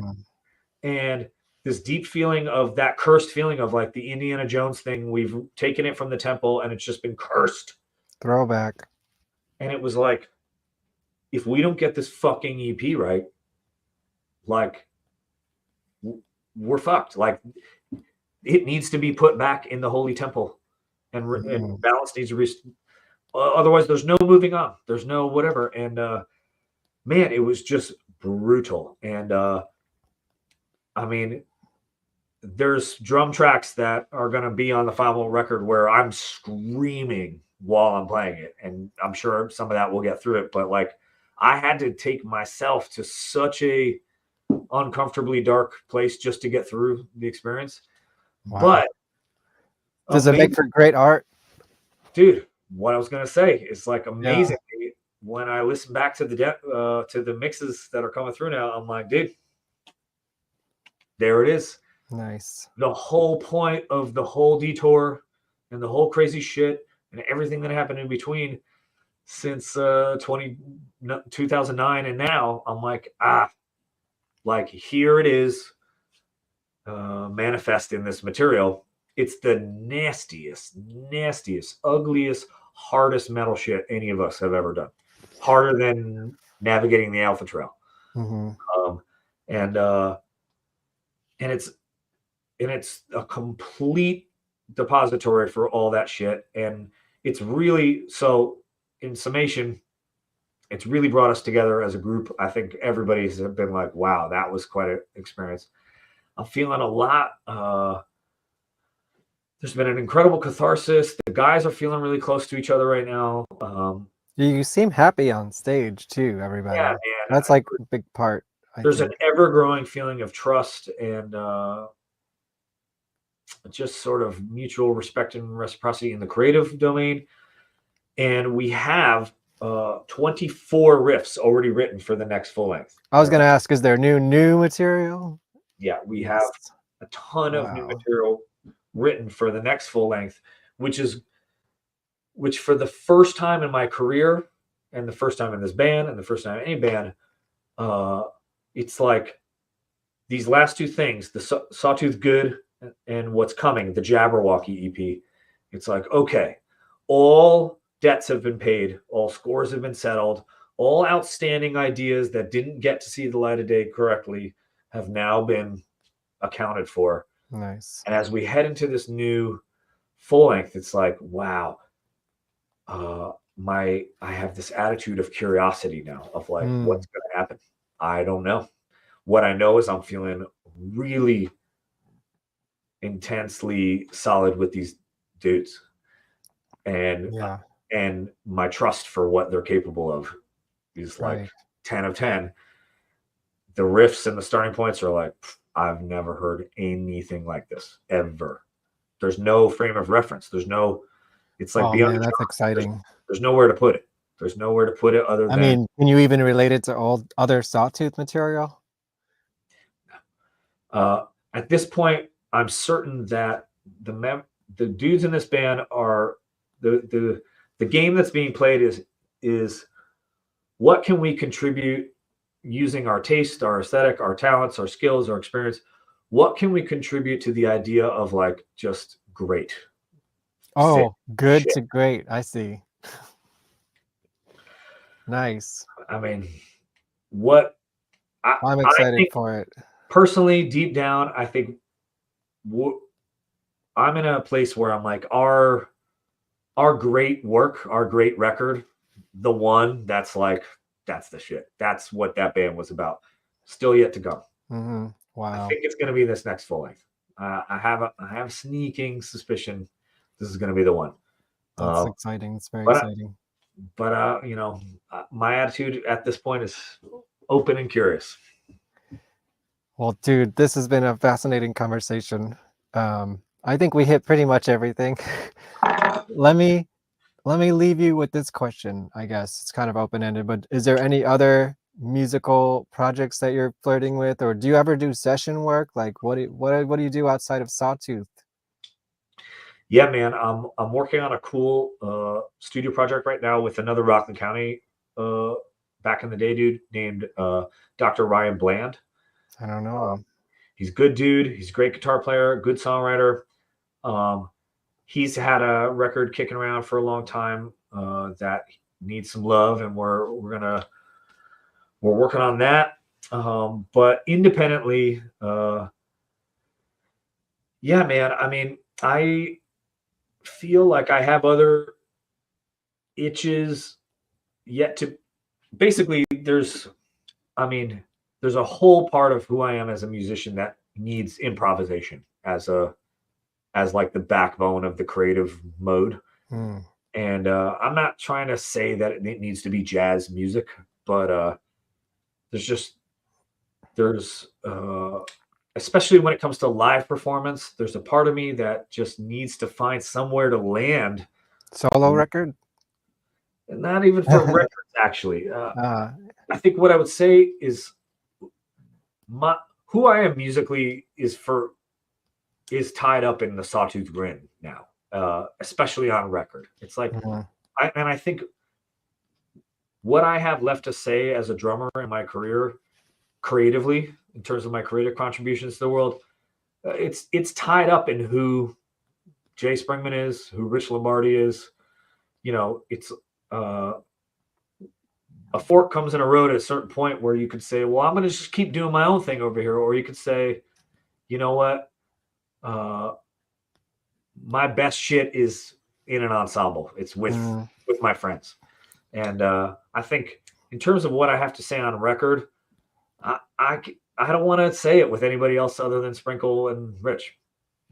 But you must get a lot of offers, right? Yeah, there's always calls and there's always stuff, but and I'll still do session work and recording of stuff, and I will act and facilitate as you know, I am who I am, but I'm here to like give. Do you have like a home setup for that, or how does that work for you? I have my own studio stuff. Yeah, we're gonna talk. We're gonna talk. The bachelor's degree that I'm working through in Berkeley right now is in recording and production. So I'm really trying to get better at producing and recording, and I'm about to you know, this is my third year studying it, so I've learned a lot. I'm not a master at it, but I'm getting there. But final thought is that where I hope to land for live performance eventually, not recording project. I want to write music with Sawtooth Grin. That's it. But for live performance, there's a part of me that knows that the greatest thing on earth is being with other great musicians, pushing and driving each other and composing on the spot in real time, improvising. And I've had that feeling in doing jazz music. I've had that feeling doing funk music. I've had that feeling doing fusion stuff. I don't know what it's ultimately going to look like, but I just like, I gotta find somewhere to land. You got an itch. I have such an itch for a regular, steady, just have a residency at a local bar where people come there to dance and to explore and to eat some mushrooms and fucking hear some weird shit. You know, there's something sweet. Yeah. There's something in me that I'm like, Sawtooth's not the right platform for that. Sawtooth is here to deliver. It's very precise statements and opinions about musical aesthetics. And so I don't know. There's something in the future at some point that's going to have some sort of improvisational thing. But otherwise, in terms of where I'm at as a heavy metal drummer, you know, I thrive best with those guys. That's and I'm always working on shit that I promise to anybody that might be listening to this, I'm always going to come up with some new sneaky shit that you've never heard before. That's my guarantee. I'll always give you something that you're like, wait, what the fuck is that? Like that is such a thrill for me to come up with that shit, and I promise to keep it going. To wrap this up into my original monologue, I mean, I used to go see bands just to see you play, even if I didn't care for the band as much as just like watching you play. And this has been since we were teenagers. So like, I still feel that way when I see you play, and I'm glad you're back. And like, whatever you do, I will check it out. And yeah, this has just been a really fascinating conversation. Well, I feel the same way. You know, it's like we've always been, I mean, you've always been around. You know, and like I didn't really know you back. I mean, I knew who you were, but we never really talked until more recently. So I think this is really great. And I could say in probably 25 years since you've never been anything but just such a sweet and genuine dude. Oh, well, thank you very much. Yeah. I'll take it. Let me quickly promote the shows I have coming up. You guys. This guy, Marky Model, you don't know who he is, but trust me, this is going to be the most fascinating conversation that another conversation I've been waiting 20 years to have. Check it out. Emily Whitehurst from Tsunami Bomb. That's my picture with her from when I was like 17. Hell yeah. Yeah. Artist and singer and all kinds of stuff. Liz McGrath. Again, if you don't know her stuff, just make a Google search. And then, of course, probably in February, I'm going to have a virtual birthday party. It's going to be my 40th birthday. Woo! So, welcome to the club. Yeah. I'm going to peak in my 40s. And that's all I got for you guys. I guess I'll leave you with some footage from your first show. All right, wait. Final thought about your 40s. Final thought, yes. And to tie this back into Horse the Tour. Oh. It's not that nothing matters. It's just that nothing's the matter. I can't top that one. That's our words of wisdom. I'll play a song or two from the Backroom Studios gig. Was this actually your first show ever with Sawtooth Grin? No, I played with them before, but this is the first show as this lineup. Gotcha. Cool, man. Well, thanks everybody for tuning in. 0 questions from the audience. You guys are real quiet. Hopefully, just type them in the comments. Of course, like, share, and subscribe. You guys, I'm less than 50 people away from 1,000 subscribers. So, like, fucking subscribe to the channel. What's it to you, man? You don't have to watch everything. Just give me the numbers. All right. Let me share this, and I will leave you with some Sawtooth Grin at the Backroom Studios, where they recorded their fantastic new album, Good. Is it still available? Like, I know it sold out pretty quickly, right? Well, there's a whole vinyl thing, but it's on all streaming platforms. And there's an instrumental version on YouTube too. Yeah, if you want to play it for your parents. There's an instrumental version. Parents or children. Yeah, It's right. for small children or old people. Yeah. But otherwise, it's lullabies to put your baby to sleep. mhm. All right. Thank you so you much, so much, brother. Jonathan Carroll. This is awesome. I will talk to you soon. My pleasure.